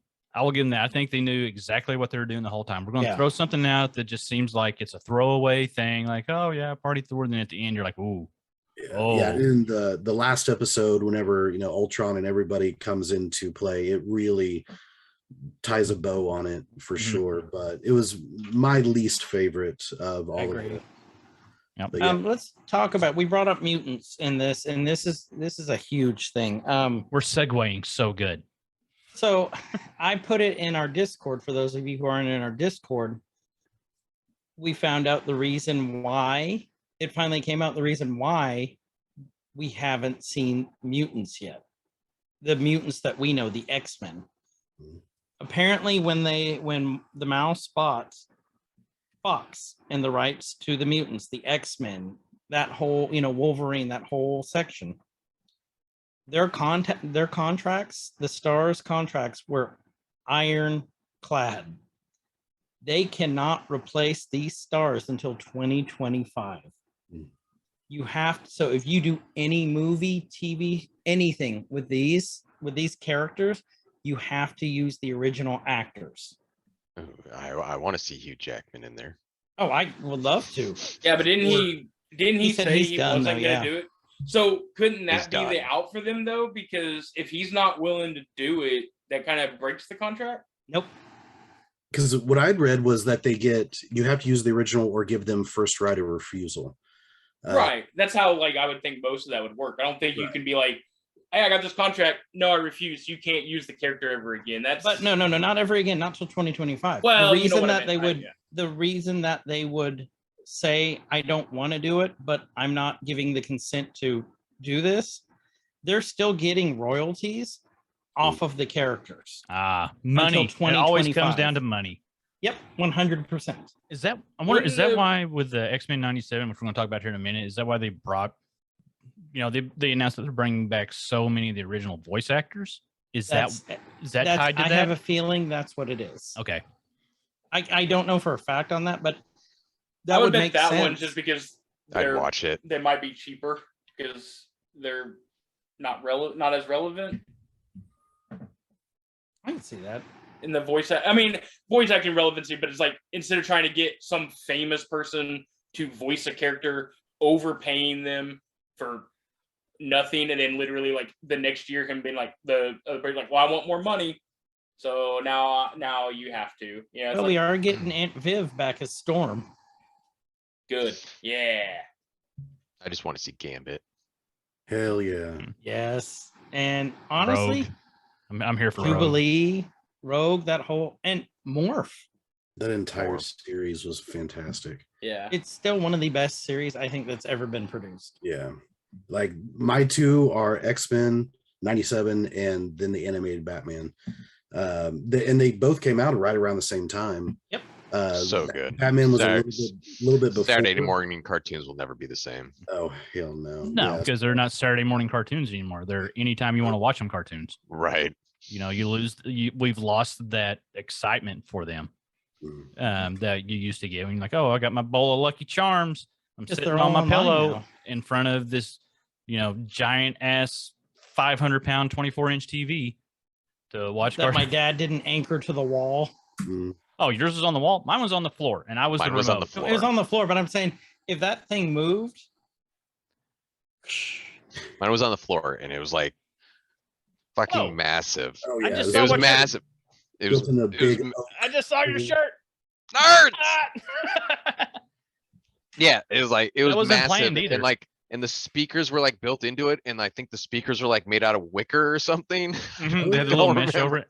Yeah, And the buttons on the TV weren't on it. Like there's this little flip down thing that the Yeah. magnet always broke off of. So it was just permanently stuck down. And yeah, that was your job as the child. Like, hey, go change the channel. Boop, boop, boop, boop, boop. I mean, personally, Adam and I don't remember any of this because we're way too young.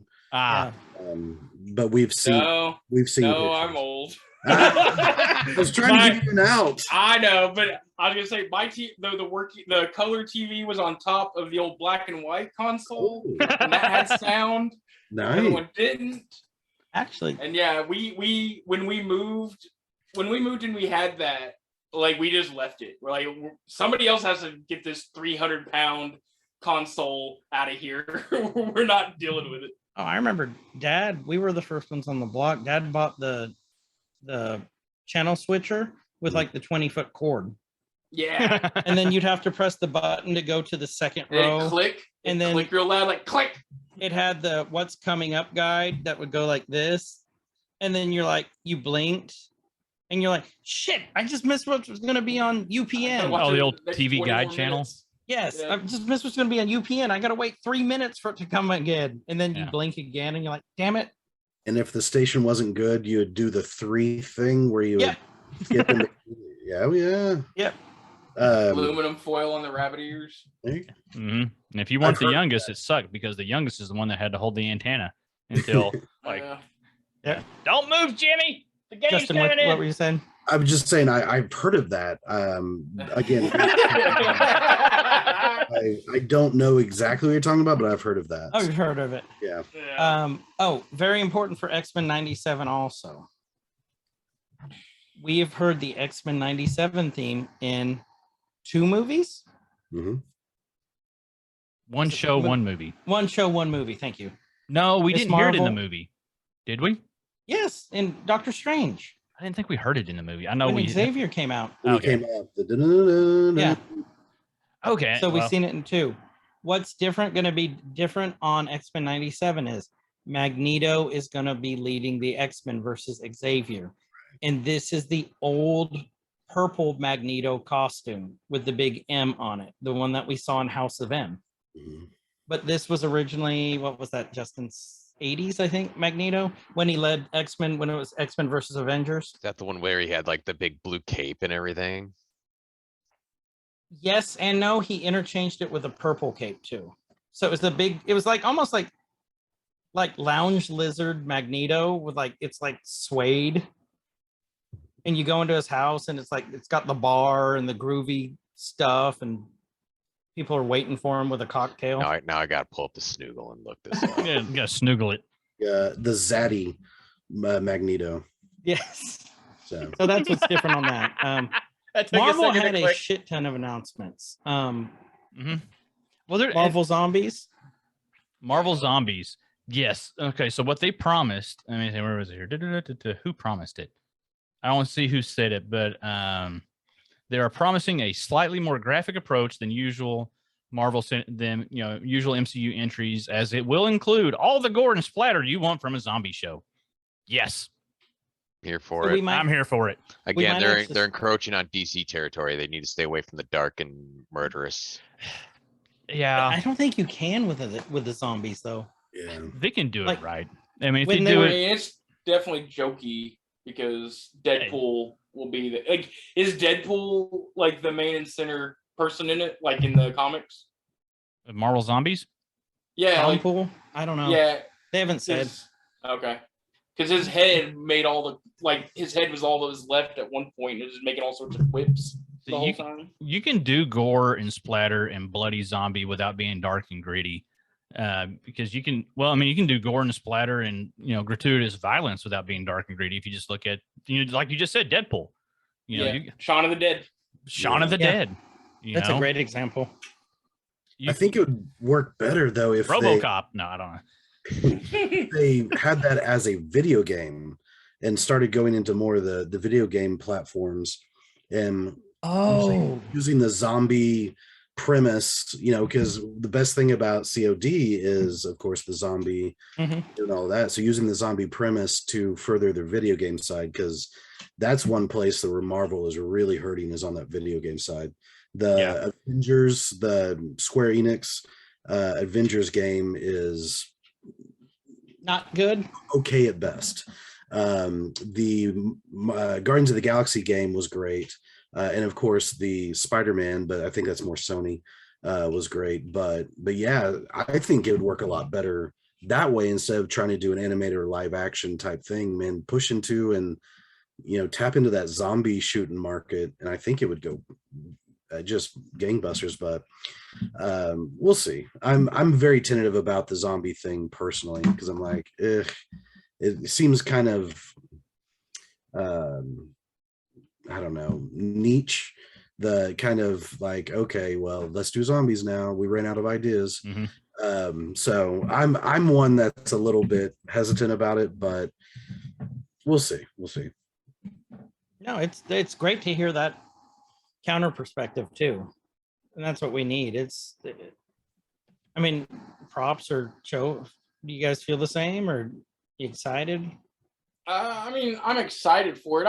I'm the kind of person that if it's Marvel, even Star Wars, I'm excited for all of it. If it sucks, so what? I just want it. Like, give it to me until I don't want it anymore. And You right are now, the I worst. still. You are the worst consumer ever. Yep. Well, Hey, I Kyle, think I'm can fine you with it. clip that where he just said, "Give I it was to me"? gonna say, till I I'm don't want it I'm making anymore, that a new. please? That's a new sound alert. That is our new sound we got the alert. quote of the episode. Give it to me until I can't take it anymore. Quote show. Why do I make everybody else's content? Yeah, you are at a lot of alerts. You're on Kinetics' channel. Suck it, You Kinetics. know? Yeah, fuck yeah. Not on mine. Yeah. Yeah. Everybody needs their own chauvism. One will come along when it's time. You know, you can't rush it. You can't force it, props. But when the time comes, you'll know. And you'll be Just like, I gotta need that. accept it. You just gotta accept it until you don't want to Take it accept and it accept anymore. it. I wouldn't say I'm like thrilled about it coming out, but also at the same time, if it is done correctly and executed properly, I would probably enjoy it. But other than that, yeah, I'm over the zombie thing. I mean, yeah, I don't want any other zombie stuff, but like I will take Marvel zombies because it's rooted before I got burnt out on zombie stuff. Yeah. So there's that. But yeah, I don't want. I am tired.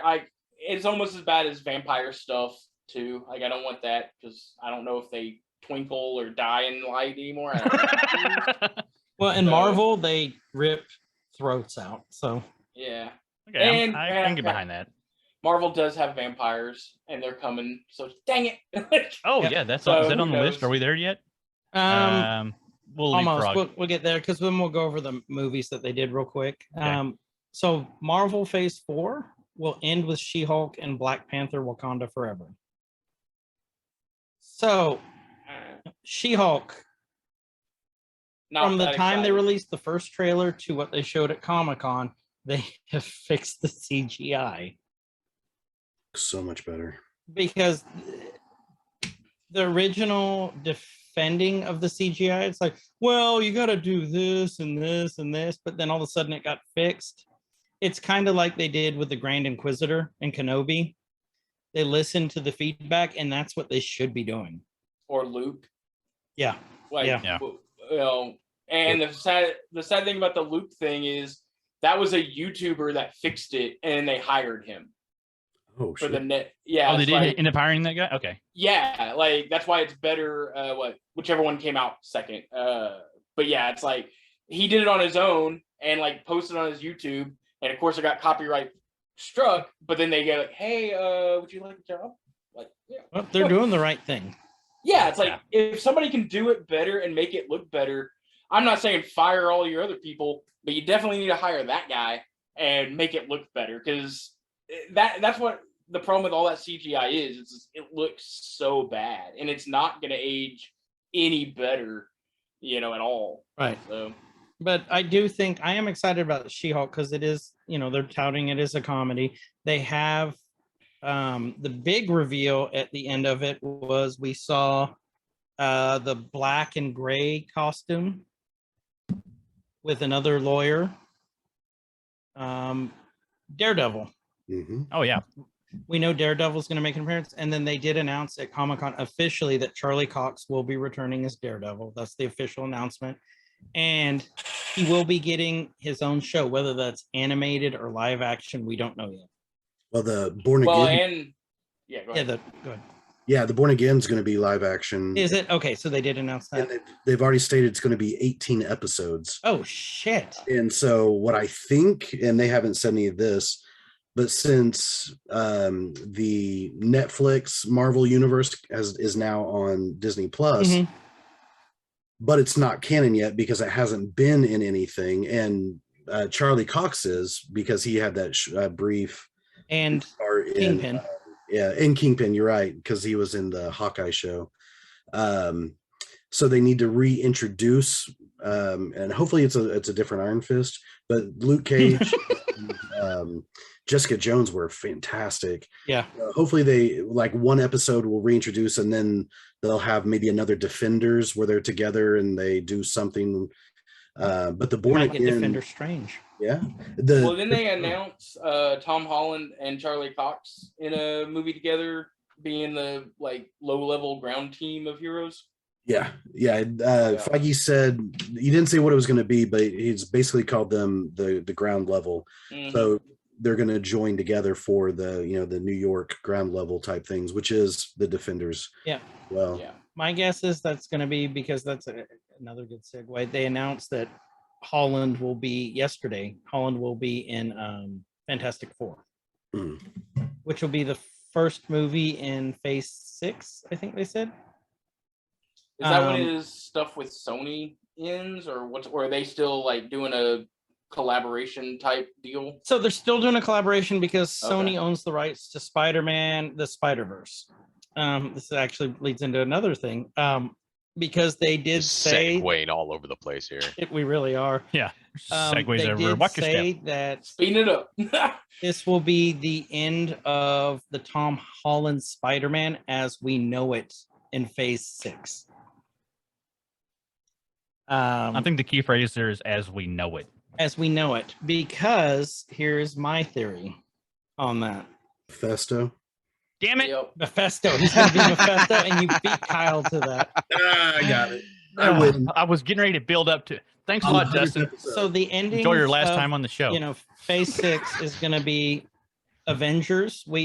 That's another big announcement. We have Avengers again. Avengers: The Kang Dynasty, and then it's going to end with Secret Wars. Mm. Secret Wars is where what introduced the black costume. Mhm. What Venom. introduced Venom. Venom 2. Venom left behind a piece. I think that this could be the start of where we're going to get Venom. Is at the end of Phase 6. Mm. Because Phase just 6? because huh? Like 2032. Yeah. Well, When we're all phase we're 5 all and in 6 are senior just citizens. like bam, bam. Yeah.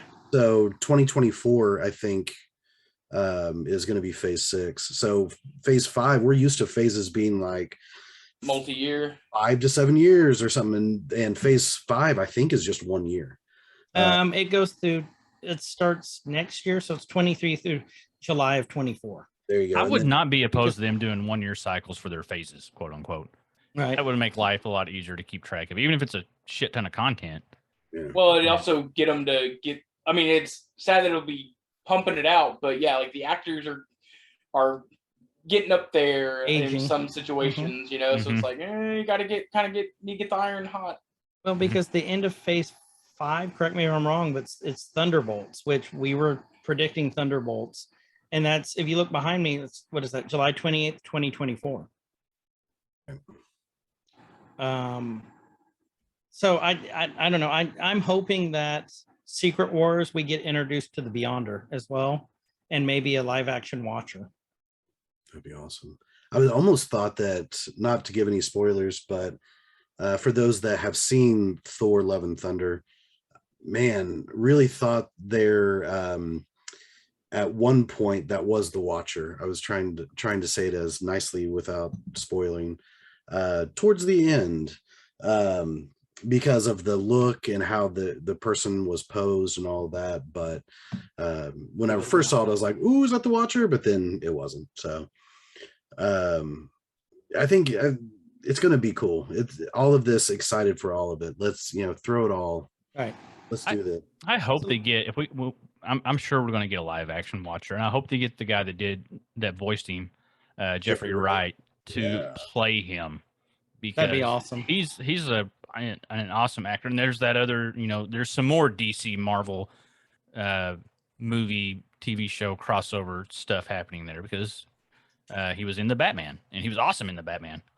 So in the comics, the Watcher is actually the last Watcher now, Uatu, because all the rest of them gave up their powers to him. It's like this whole big thing that happened, crossover Galactus, Silver Surfer, all of them. So I'd be interested to see if they're going to take cues from that.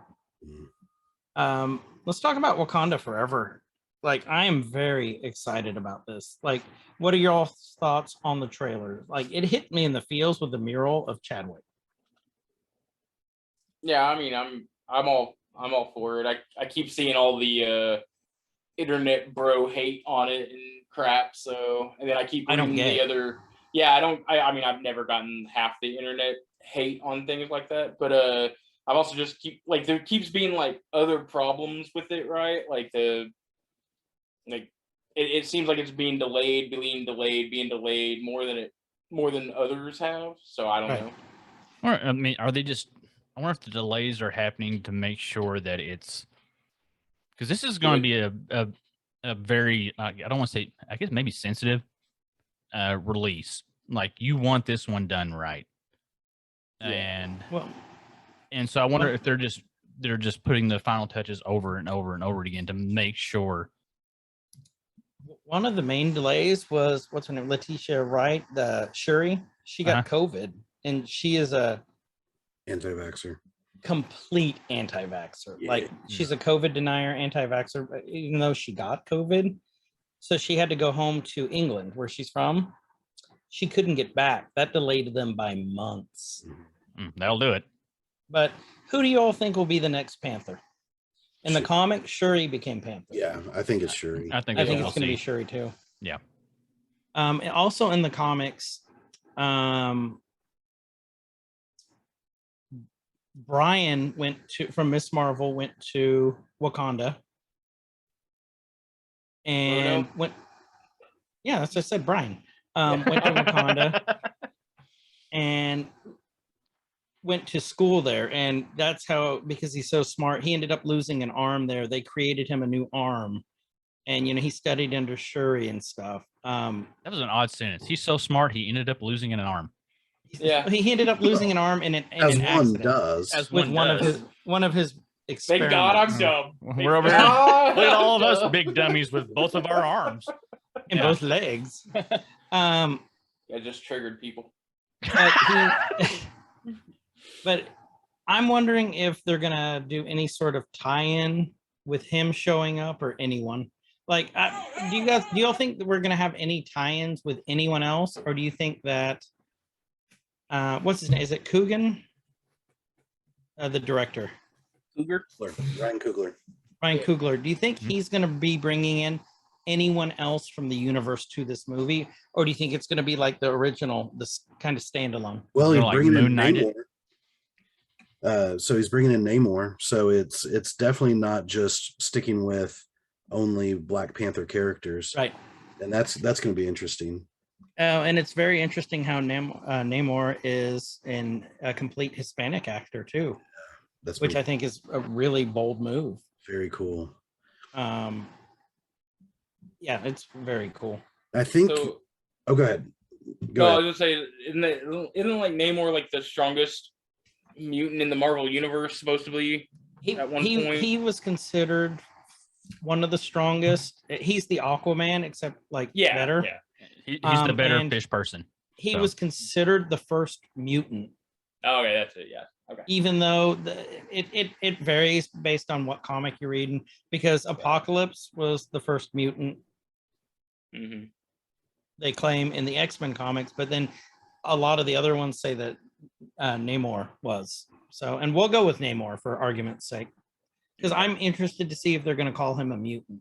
Yeah. Well, After Miss Marvel. Mutants existing. I bet they're going to go with that because he didn't exist in any of the Foxmen movies, and so they're going to have, if they're going to keep building up for mutants, they're going to have to keep using mutants that weren't in the Fox movies. Mm-hmm. And so that's why we had what we had recently, and then that's why we're having Namor and probably several more that never made it into the movies. That'll be, you have your B and your C list mutants that are kind of popping in, and then when the veil is lifted, squirrel. God dang it! Well, I'm wondering, do you think that they will bring in so Namor mutant? Do you think that they'll bring the Eternals back? Because there's always already a rumor that Icarus is going to be back as a big bad for 5. Mm-hmm. And then Kyle, you and I kind of hinted that we thought Cersei might have been a mutant because the way that they said your powers have never done this before, you've evolved. Yeah. Well, they could do that with, they could spin Icarus the right way where he's exposed to solar radiation. One of your go-to mutators Well, I mean, that's in Fantastic comics. Four is going to have to be. Yeah, and that way too. So they can, and they've already shown that they'll make characters mutants that were not traditionally mutants. Right. And so there's that angle that can happen, which I fully support because it's still tied just enough to the source material, but with just enough spin to make it fresh and new without going too over the top. Sure. Because there's certain ones that you can do that with that will make it interesting. There's certain ones that you don't want to do that with. There's a lot of fan favorite characters that you can't, they're a mutant, Right. Um, Well, and okay, I think one of the most important takes too is Eternals came out what 2 years ago now? has it been Or that was it long? a year ago? I think it was a year. Okay, We're let's say already it's a doing the year show, for, so it's for been argument's sake. How the hell in a year since the Eternals came out is none of these shows or movies going to mention that there's a giant celestial sticking out of the earth? Yeah, they took care of it. I ain't gotta worry about it. Yeah. You know what I Yeah, mean? I think it's gonna be fine. Yeah, They mined it. They mined it. They took all the resources. like in and nowhere. They got made a lithium mine out of it. they got So now one it's just a guy. golden ground.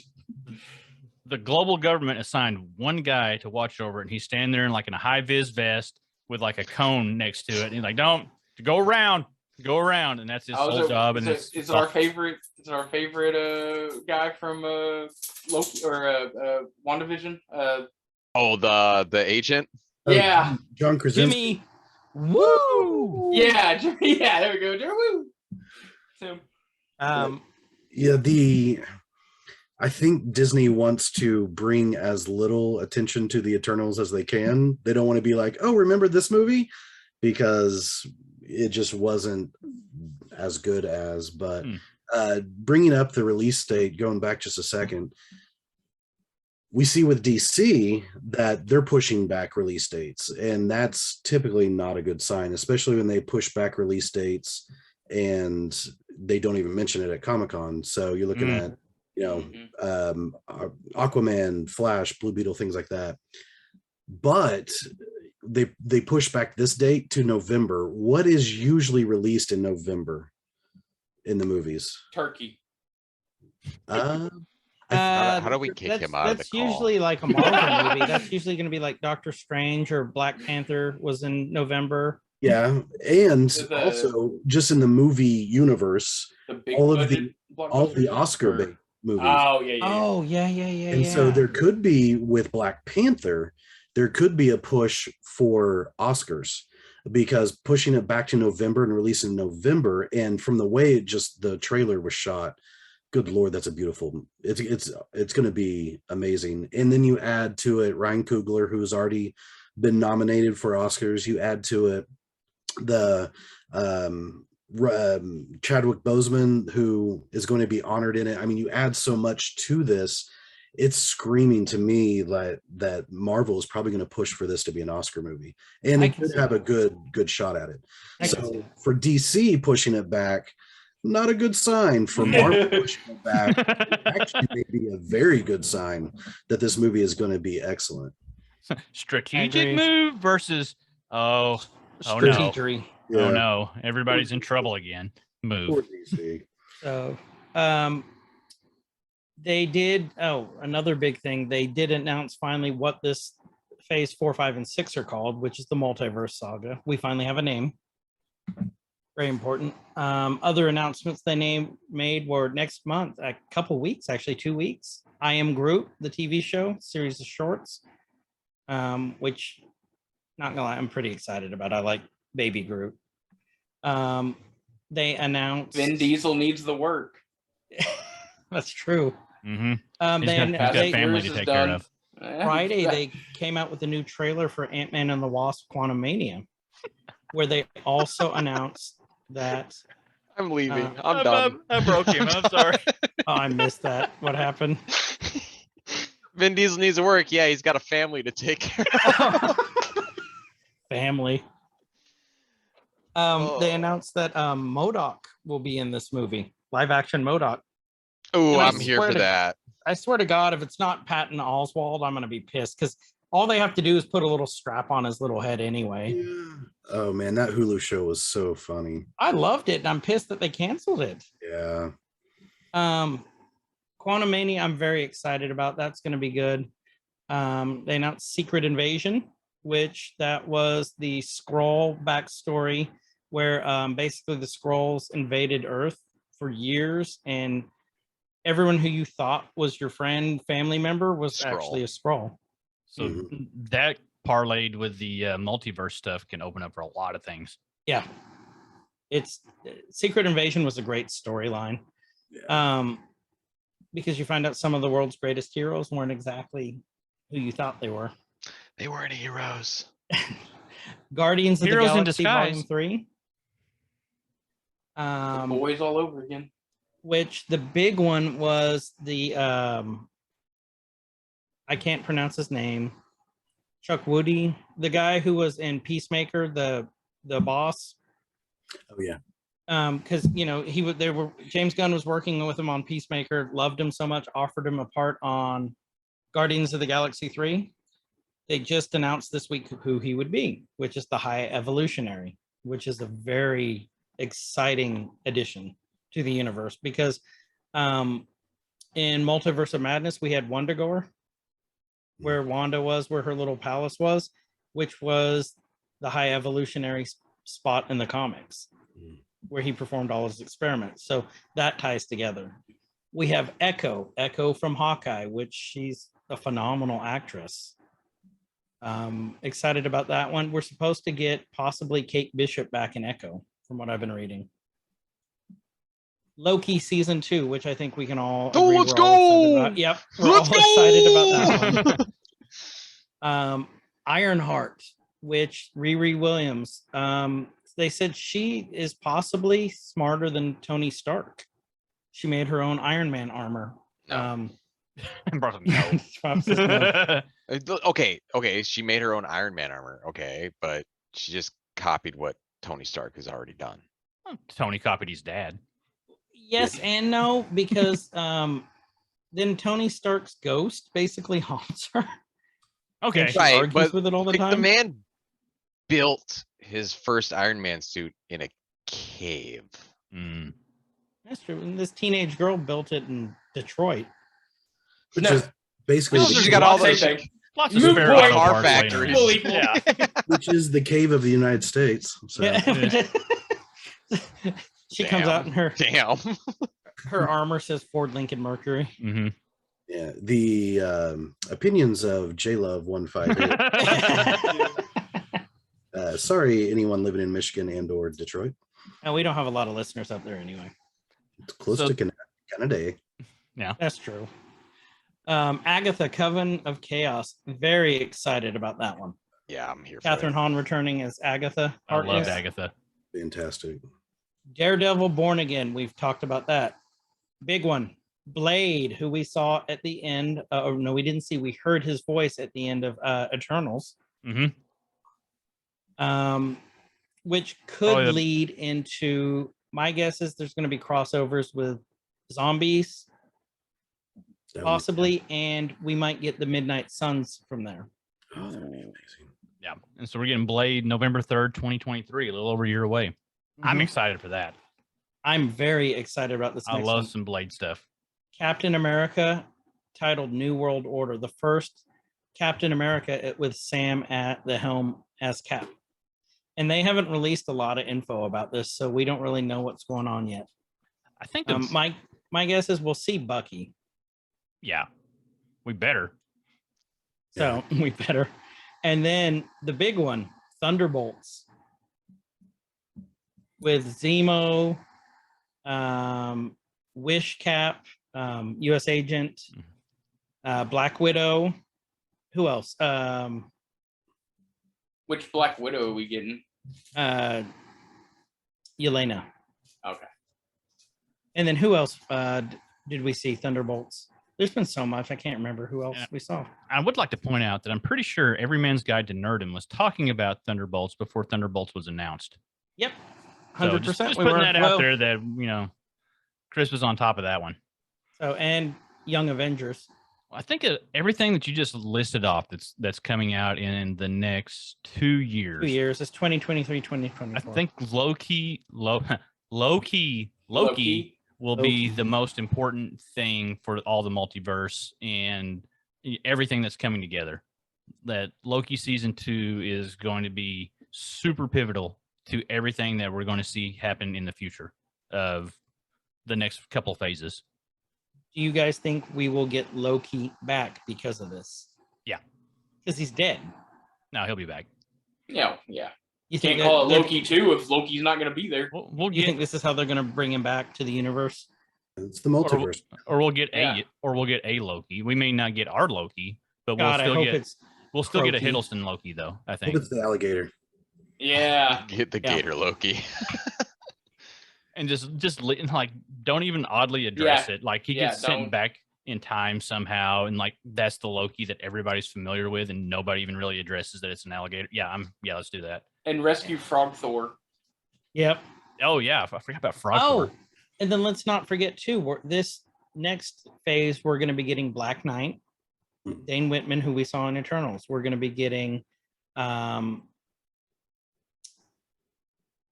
Star Fox. Harry I'm hearing a Styles. lot of cool stuff, but Barrel roll. where's the Cloak and Dagger? Ooh. Failed on Freeform. Yeah, Is I where don't, it I don't was. care. it was actually a pretty decent show on Freeform. It was, Which but is the it's only time you'll ever hear me mention that. It just never came out of his mouth. just like, just like his love for Clip it. Kyle XY. So, we're talking about So- Black Knight and Blade coming out. That's, before we even get into the stuff that we're looking forward to, because that's not the one I was going to talk about. That is something that I'm looking forward to, because that's some darker Marvel stuff. We get Blade, we get Black Knight, there's going to be some really cool things that come out of that. And I think that I don't know if that's not going to be the main focus, I think, of all the phases coming up. I think that's going to be one of those little offshoot things that could really, really take off if done right. Right. So I think they're dipping their toe in that. That's going to be their little toe dipper. And then if it grabs, they're going to run with it. And I think it has a really good chance of grabbing. I do too. We saw at Comicon, we saw House of the Dragon. We saw some new footage from that. Mm-hmm. Keanu Reeves Berserker. Oh, yeah. I forgot about that. Yep, not to be confused with the other one, but his Berserker. his comic Berserker with no vowels in the spelling did get confirmed for a Netflix anime style spinoff for 2 seasons. Ooh, I'd watch that. It will be produced by Studio Production IG, which did Ghost in the Shell, Eden of the East, and so it's getting turned over to some pretty good hands. I'm kind of excited about this one because it's going to be a comedy, kind of fantasy. Dungeons and Dragons: Honor Among Thieves. There was so much stuff at Comic-Con for that. I didn't even put it on the thing. Oh, I love the trailer for it. It was good. It looks good. That's going to be good. I think we had Saw a comment about it. Like the best way that ends is just cut, and then everybody has to get together and figure out a day they can come back to watch it all together at the same time. Amazon has said, because we already know Wheel of Time season 2 is going to be, we don't know when that's coming out, but they have already renewed it. They announced at Comic-Con for season 3, which if you haven't watched Wheel of Time, it is very good. It follows the book fairly close too. But Lily and I really enjoyed Wheel of Time. So I'm excited about that one. Like I said, there's just all sorts of stuff. Yeah, I'm still scrolling from way earlier to of that. So we know we're at the 2-hour mark, folks. So we're gonna kind of wrap up here. Based off of what the announcements you guys have seen, what is if you had to pick 1 or 2 things that you're most looking forward to in the next 2 years with the announcements that they made, what would you guys say you're looking forward to? We'll start with from Marvel. for anything. Anything. Yeah. Oh, Wide open. We'll start with Adam. Probably Loki 2 at this point. I'm in. Out of I'm all that, in. because I mean, the rest is fine, but I need more Loki. Yeah. So Need more Loki making out with himself. Mhm. hell I mean, yeah. who else is Don't Loki we gonna all? love? Exactly. Him got a French point. kissing that True. gator is gonna be hot. Loki just walks around. He gets 2 Loki gators of himself and puts them on his nipples. Is just walking around. Finds a pair of them. Yeah. Pair of Cavens. Loki clamps. No, I'm just thinking of Buffalo Bill or whatever, Buffalo Bob. Did you fuck me? He really would fuck himself. Yeah, you really He would. which He is, absolutely Loki- would. Did and you he see probably our faces? has. That just hit all of us. which is the ultimate sign of narcissism, which is what that's what Loki is. It's a perfect Wouldn't right. that just be masturbating? Yeah. Oh, No, it's himself from a different universe. Yeah. Technically, a I'll different, go with different that. It's a entity different- at that point. Yeah, yeah, different universe doesn't count. it doesn't count. It's like different area He codes. gets a little Also- Loki. It's just pocket Loki. Different area codes. Doesn't count. Just sit on your hand and let it go. That's it. Probably even a different blood type. I'm just saying. Yeah. Okay, go ahead, Adam. But also the AB new negative. God of War game. Yeah. So What did they title that? Did they announce it? The quest for boy. Ragnarok. God of They- War, the I money. think that's a website you saw. Oh yeah, man. But now that I got a PS5 and everything, I'm get it out here now so I can have something to play.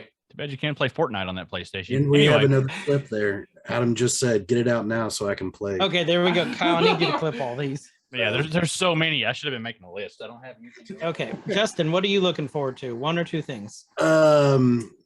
Big fan of Star Trek and Lower Decks, and so they Yeah. Lower Decks is going to be out for season 3. Didn't they announce a crossover with that with Picard? I think they did. I don't know actually. I didn't. Yes, they did.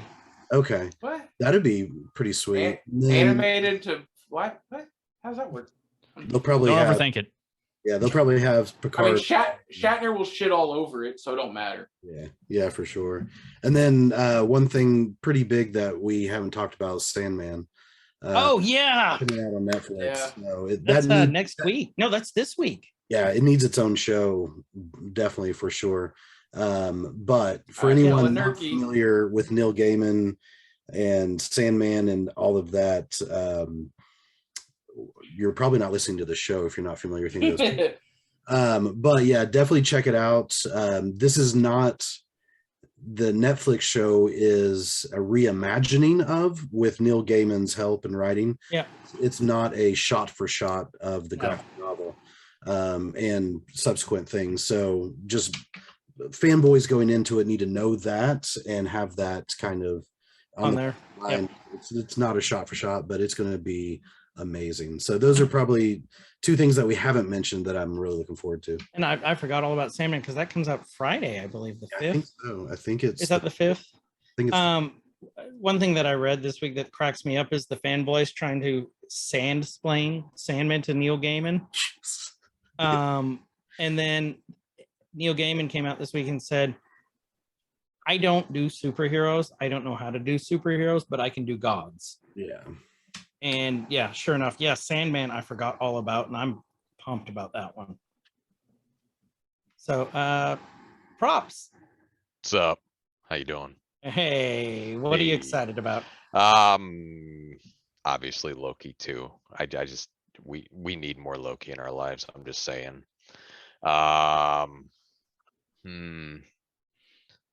Honestly, from the time that I've been here and everything that's been discussed, the re-release of the Ninja Turtle games. I'm a big Turtle fan. Always have been. Remember growing up and watching the cartoons on TV and stuff. I mean, playing the games is just, I want that nostalgia back. I mean, I lost my gourd when they did the Shredder's Revenge. Yeah. That was, Like, we I need was to go back ready and play to that fi- again. I was ready to fight somebody over playing Casey Jones. Like you don't even know. We need to play that again, except on a higher difficulty level. My was son fun. has been playing it hard and he's beaten it multiple times with different characters. Nice. So, and to be able to pass that on to the next generation, I'm here for it. Mm-hmm. Yeah, and I like with that collection, it's like I like how they're, at least with a couple of them, they're including the arcade and the NES version, but they're including both Thank you. versions of a couple of them, and I like that. Hey, If you're who gonna got the NES version? if you're gonna make a collection of this stuff to really hit all of us in the nostalgia, give us both. Give us the OG. Yeah, well, and give us like, hey, here's what you guys played in the arcade. here's how you were disappointed in the home system. You know, give us that. If it you know, those weren't that bad. I'll go out and buy the big joystick and like 4 buttons and hook it up to my computer somehow. I don't even care. So props, have you seen at Walmart, they have in the electronics section, they have like a little collectibles area in the electronics section. They have the Teenage Mutant Ninja Turtles arcade that you can actually buy. One up. And I think it's like somewhere between $300 and $400, but I'll buy it. And it has both Turtles in Time. I'll be even more broke. So you should go check that out and see your local Walmart. Not sponsored. I'm gonna have to go check it out. I really want the Simpsons one, but it's like $400. I was gonna say, I saw the Simpsons one. And it has both Simpsons arcade games. I sent Chris a picture of it. Yeah, but you and I already played that over here too. Is that the one where I never got past of like the telephone booth and calling Moe's Tavern? You just stay there. Yeah. I think that was the NES version. Yep. The Nintendo version. So I come out on the Famicom. I would say I'm excited about all the Marvel stuff. We know I like my Marvel stuff, but I would say my number one thing is Fantastic Four that I'm most excited about in the announcements, because I love Fantastic Four. I'm interested to see if Krasinski is just punking us all, saying, no, that was a one-off. Because I have a feeling, because I know he's a huge Fantastic Four fan. Like, huge. I would be very shocked if they didn't pick him for this movie at this point. I wouldn't be that shocked, just because if they try to do a multi-movie contract and he was like, no. Like, that's the only... I'm with you on everything else, but it might come down to money in the end. And that always does. It always does, yeah. I think honestly, with the money thing, they're working around that in a way, because you've got all these actors that grew up with all this stuff, and like you're talking about with Krasinski being a huge fan, you know, he made, you know, he's not going to do it for free, but just for the opportunity to play a, you know, someone that he considered a hero or idolized or whatever. That's not, you know, that's one of those opportunity in a lifetime things that may circumvent a little bit, but then you get managers and things involved, and and he did that in the, you know, the multiverse movie. Like he hit his I got to do it. Now them saying, hey, to do this you need to sign a 3-movie deal, blah blah blah blah blah. It's like that's where it starts getting like, one movie I'll do cheap. The next movie now I need to make my money. Yeah. So. I have a feeling Disney saw the reaction to the fans, because if you watch the reaction ones of the people in the theaters when they saw Krasinski, like, it's fun. I have a feeling Disney's gonna highball it from the get-go. Well, maybe because he didn't really get to do anything. Like, he was just there, you know. He didn't do a ton of really cool, fun Reed Richards stuff. So I wonder if they're going to bring in Ultimate Universe Reed Richards, the one who tried to kill everyone in the multiverse. That would be fun. Cool.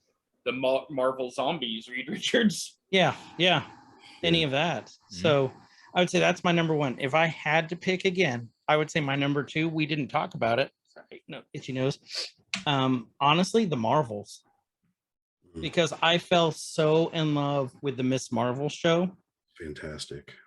I love what they did in WandaVision with Monica as Photon, or what they Miss Marvel, I think they called her, or Mrs. whatever they're calling her now. We know she's Photon. And then Captain Marvel.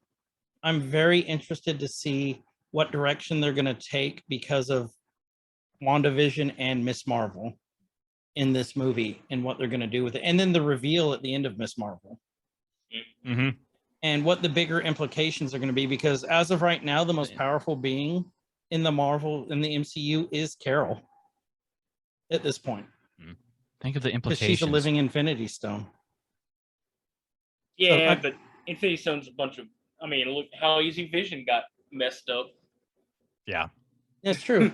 But I'm just saying, it's I think that's what I'm excited about. And I would say close third, it's a tie between the Guardians 3, just because I love those movies so much, and Quantumania. And don't forget, Loki's up there too. But if I'm having to pick, Oh, we forgot about the Mario movie. We didn't even mention the Mario Oh God. movie. did they announce that at Comic-Con? I don't know if they talked about announced it there, but they've already delayed it and pushed it back again. So, and they said Chris Pratt's Mario is Mario Heck you've yeah. never heard before. So I need to see Mario run around and just Chris Pratt and all over the place be like, yeah. no. I'm afraid what they're gonna do is they're gonna make him either like Jurassic Park, Chris Pratt Mario, or like he's gonna be like Sopranos. He's gonna be like, "The fuck you eating my mushroom for?" So you'll come up to the donkey from Donkey Kong and be like, Some monkey. yeah, like he is Just with, got the hands out. yeah, with the Velociraptor. Yeah. Hey, No, you get Whoa. Yoshi, and he Whoa, does that with Bowser. Yoshi whenever. Like, Yeah. And then he gets licked. Now every Nowhere other, Jeff Goldblum shows up and starts speaking Yoda talk. He has a strip club. It's only the little Every- mushroom people. Yeah, Ooh. every other character in there that they listed for casting, I think does well. Chris Pratt's, I'm just like, oh god. I don't know. We'll see what happens. I'm hoping So, that yeah. they're gonna do what they did with Sonic and listen to the feedback of the Yeah. fans, because I Not loved giving both human Sonic teeth. movies. well, I you're thought getting they were Charlie very well Day done. as Luigi, so that you can't And go Jack wrong. Black as Bowser. Yeah, that's like- pretty amazing. and Those Boogie two, Goo Goo I'm like, Fire. these can work. then you got it's a me Pretario. So Yeah.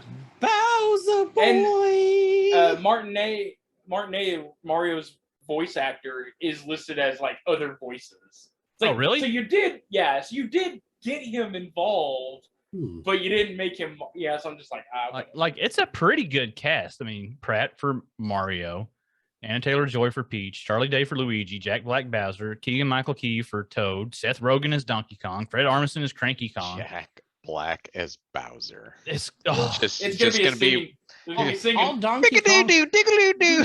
all Donkey Kong's gonna be doing is sitting up on top of smoking the pot. like with all the ladders with the barrels, just smoking the barrels, going. He's gonna smoke a banana. Yeah. So So, I forgot all about With that. that, let's Oh, do I get to talk about what I'm excited about? what? You leave me off? You went all around me. What? What about me? We don't want to hear what you have. You to figured say. out the plan. Yeah. Abort. Okay. No, Go, well, Kyle. mine's quick and easy. It's not a particular specific movie, TV show, gaming thing coming out. It's all this lead up to Mutants and X-Men that we're getting. I can see that. Every little bitty thing that we get, I'm excited about. And like we said, it may take until 2025, so that kind of puts us out of the timeline that we were talking about, trying to fit in what we're excited about. But in that time, as long as we keep getting just little nuggets of like, here's a little tease, because we know for sure it's coming now. We've been talking for a long time. When's it going to get here? Is it going to happen? Now we know it's going to happen after the Fox acquisition and all that. And once the veil is lifted, when we can get new actors and actresses, or maybe we'll get some more fan service for some of the old ones. That's what I'm most excited about, is just all the little teasers coming out for the reveal of the Mutants. So we won't probably get a full reveal for a while, but just getting to see that build up coming and happening is I'm here for that. Exciting for you. Mhm. Yeah. Yep, that's all I got. There you go. So, There and it then we'll is. go over this real quick. What, with 100 episodes in, what was you all's favorite moment, favorite episode, just anything that we've done in the past 100 episodes? Mephisto. Mephisto. I was gonna. God dang it. Now I gotta go with Honestly, like I knew that. I laughed. Like I look forward to every episode that was coming out because I knew there was gonna be a Mephisto joke like snuck in there somewhere. And honestly, Guyver, I was pulling for it. I was. I I get it. really It's just- was. I get so intrigued in our conversations and thinking about like all the backstories on shit. Mhm. I fucking bite on it every single time. Yeah. Like I should know was it's coming, pulling but I for don't it. think about it. I was pulling for Mephisto. I really was. Like there was a lot of little things where I could see what you're getting at, and like that was my favorite. Those Mr. were my favorite Justin. moments. Any episode I was in. Oh yeah, those were good. Yeah. Next. Now, I really Damn. appreciate you. I really appreciate you and Kyle opening up the nerdum to the education world and all of that. So I think that was, it's something I truly care deeply about, as if you go back and listen to how much I cussed in it. And so that was probably my favorite, because it shows all the audience, all the nerds out there, that you don't just have to be into DC or Marvel or video games, but you can be a nerd in something in your own area and really be able to share that with people. And so I really appreciate you guys doing that episode. And so because of that, that was my favorite. And because I was in it. Oh, And because you were amazing. Yeah. Thank you for being on too. And you too, props. All right, Chof, what you got? I didn't say it. None of them now. Oh, he's sad. I like the ones when there isn't one that week. That's the best one of the week. Ah, this guy. Yeah, this guy. No, I can ban him from the Discord honestly- right now. Oh man, you know how many people be mad? And you'd have to change the boobs Zero. intro. A lot of changes. there. No, there's a couple. There's a couple more mad. Kinetics would be mad. I like how you're justifying probably your not. friendships right now. Yeah. Yeah. No, seriously. Kind of like Yeah. Props or Justin said. All of them. Like, I enjoy listening to you guys every week. Except for when it screws up and it plays the second, like the repeat episode for me for some reason on my player. I'm like, I just heard this. Stop it. But no, like all of them. I miss the Nerkies. I miss your Nerddrums. Those get will back be on coming the- back this yeah. year. Yeah, Kyle and I've actually so- talked about that. But yeah, like everything, like the Discord, the playing on weekends, like everything you guys have done for the community has been great. I appreciate every bit of it, because at least you get me through 1 to 40 hours a week, however long you're at work. So, and I appreciate hanging out and talking with my friends. So, We appreciate like it all all. three of you. See, I got mentioned there. Yeah, Kyle. that's how you do it, Kyle. Man, from the last 100 episodes, getting to do this is fun. Like, it's hard to really narrow it down to like one thing. I'm about to give a whole like full on politician answer, it feels like, but oh god, okay, maybe I won't. Sorry, Chof. Playing you out already. But the there's so like multi things that have come from this. One is just getting to reconnect with Chris and Adam through doing the show and then having the community. It's like we've said 100 times before. We all went to college together. We were there at different times, but just getting to reconnect and Chris was a really good friend of mine when I first started college. Me and Adam, like, we knew each other, but we didn't know each other really well. And then just through this, we became like, he's one of my best friends now. Yeah, there you go. Get all mushy on you. Just like the community behind it. Gaming is like a huge social outlet for me because I live in BFE and there's really nothing else to do. And so the amount of friendships that have grown And drinking you do, apparently. and drinking apparently, but just seeing those grow and then pulling together, like we had all these little separate like gaming groups and nerd groups, and then we start to see them kind of intermingle, Mhm. like I had my people, Props had his people, Props was also my people, and I was Props's people, and then our people get together, and then you see like Chof down there going and playing games with Props and Kinetics and those guys that came from other communities, and it just being this little melting pot. And we've been doing this for like a year and a half, and there has been like zero drama within our collective group. You know what I mean? Like, everybody gets along, everybody's friendly, everybody messages each other all the time, and it's gotten to the point like there's so much stuff going back and forth through the Discord that I can't keep up with it and read everything. And you have to read it. Because you have to read it, and I don't read good. But just seeing that. We'll send you to the Derek Zoolander school. For kids that don't. It's got to be at least 3 times that big. Yeah. But just like when we first started, like we were leading a lot of the conversations. We would throw topics out there. We would bring up stuff from the episodes or from games that we were playing, and we would throw the little primer out there to get a conversation going. And that doesn't have to happen now. Like you guys are starting your own conversations about whatever it is you're interested in, and people are joining in and talking about it. And so just seeing this kind of grow to where it is to just not just a community, but like a group of friends. And we pretty well have had contact with everybody in the group at some point in time in the Discord, either through messages, talks and posts in the Discord, or hopping into Twitch, or playing games with us, doing the community games. It's just, it's more than just doing the podcast. And that's what I've really enjoyed out of it. That ramble. No, so that's pretty much what I was going to say. It's you made Guyver cry. Oh, that and damn allergies with this rain. Mhm. Finally got rain. Yeah. The bringing together of everyone, like my online friends mean a lot to me, because we've talked about this before. The older you get, the more you further apart you grow with your in real life friends. And it's been great to be able to reconnect with Justin like this, because we're talking more than we have in years because of this kind of stuff. And I look forward to every Friday and Saturday doing online gaming, recording every weekend, doing this stuff, pulling this community together. It's really cool seeing something that started as an idea become a community, or for Cho, family.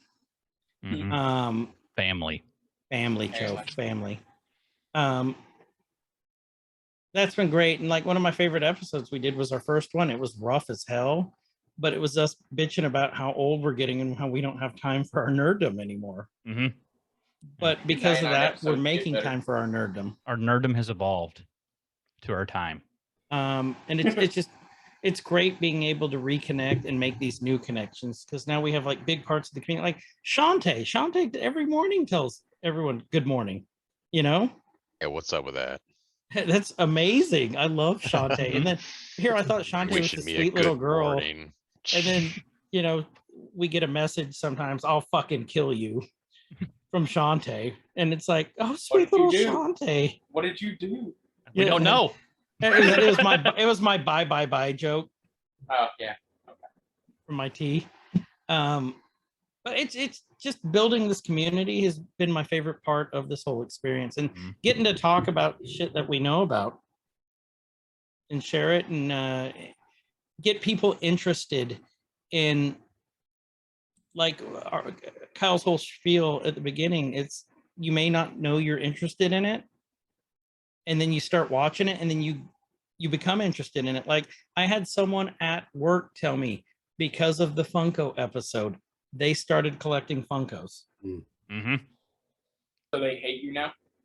Yes, Probably. They absolutely hate me. I Wait, mean, they is hated this me to begin with. person possibly you? After you're saying, you're like, oh no, they're not my thing, and then last time I was at your house, you're like, check out this Funko. Check out this Gotta go Funko. now. All right, bye guys. Yeah.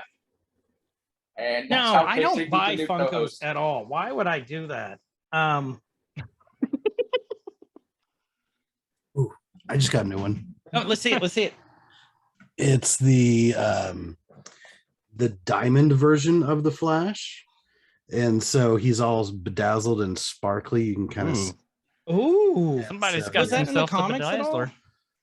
bedazzler. it's just Does the his ass say juicy? um, No, you can't read it. It's too fast. if I could open the box, but I can't open the box because then God, I I'll hope it does. Yeah. kill the value. But yeah, it's a variant basically of one of the others. But That's awesome looking. that's my newest one is the diamond version. So and it completes all of my. Woo! Did you get the Red Death one? Not yet. That's Not- one you're missing. That's one I'm missing. Yeah. Ooh, I remember something that I forgot that I I gained out of this show, and then I like so going back to we talked about doing the Nerkies and things like that was so much fun because like I've said it before that I don't really like watching stuff by myself. If I'm just sitting at the house alone, like especially but like if it's a cool movie, that's coming up, it's something big. Like I don't like just to sit at the house and watch it by myself. I don't like going to the movie theater and watch it by myself. But if I do get to watch it and then we could do the Nerky, we go back and we're rewatching it. So me and Chris get to watch it together, and it's the closest thing that you get to having your buddy over to really break down a movie and find and then all the I know we found so many Easter eggs that weren't talked about out on Reddit and stuff. Yeah. And there's things that nobody discussed that that's really that's there. And they're always right there in our face sometimes that we miss. And you got so behind you've got the full the timeline thing, right? For your background. And we didn't even talk about the Easter eggs in that. They put them everywhere. If you look, so you see over, what is that, your left shoulder, Captain America, and you can see the clusters of the galaxies and things, other shoulder. Yeah. Your other left. So, yeah. So, they even hide stuff in that. If you zoom in on that picture and look really close, you can see that Mephisto is in the Captain America galaxy right there. If you brought it in really close, that's where they're hiding him. Right. Enhance. Dang it, I didn't get him. Props knew it was coming. I saw the look. He knew it was coming. I was ready. Justin already mentioned it this episode. I know. I got cut off to it 3 times. Man, I don't get it. Sorry. No, it's fine. It's fine. It's just the 100th episode or whatever. Let me get my whiskey. Drinking early.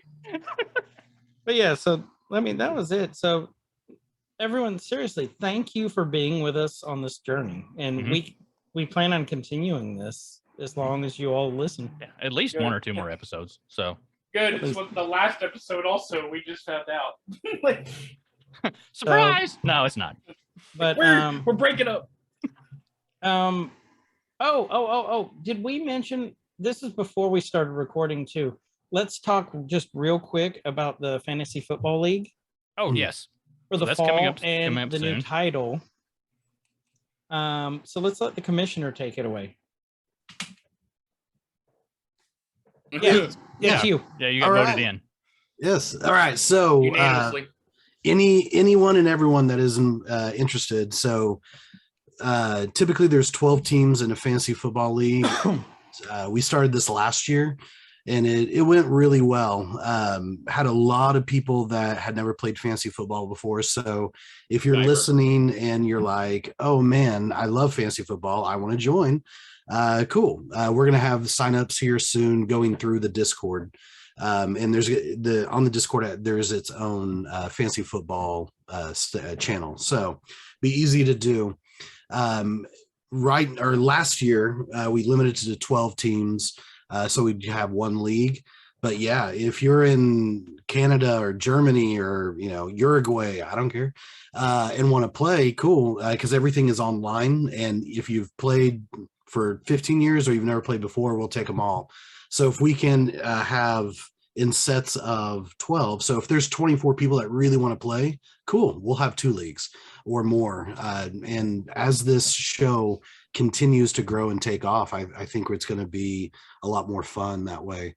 But we are renaming the league. Instead of just Every Man's Guide to Nerdom Fantasy Football, it's going to be an annual league, and we're going to name it after Steven Tyler English. So a good friend of ours that played in the league last year and sadly passed away.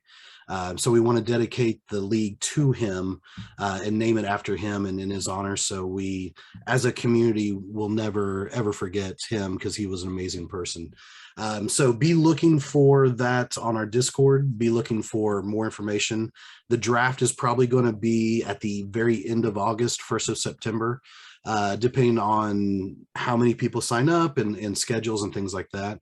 But again, everything can be online. So even if you're in, France and want to be a part of it, you can do it all online, automated and all of that. So be looking forward to it. It's going to be great. And we will have Kyle and I are going to talk about a prize. We are going to mail out that football again. It's not going to be as elaborate as I was hoping it to be, but there will be another nice little prize that for the winner, we will actually, I'm just going to, instead of me mailing it, I'm going to buy it off of the website and just mail it to you, have them do all the work.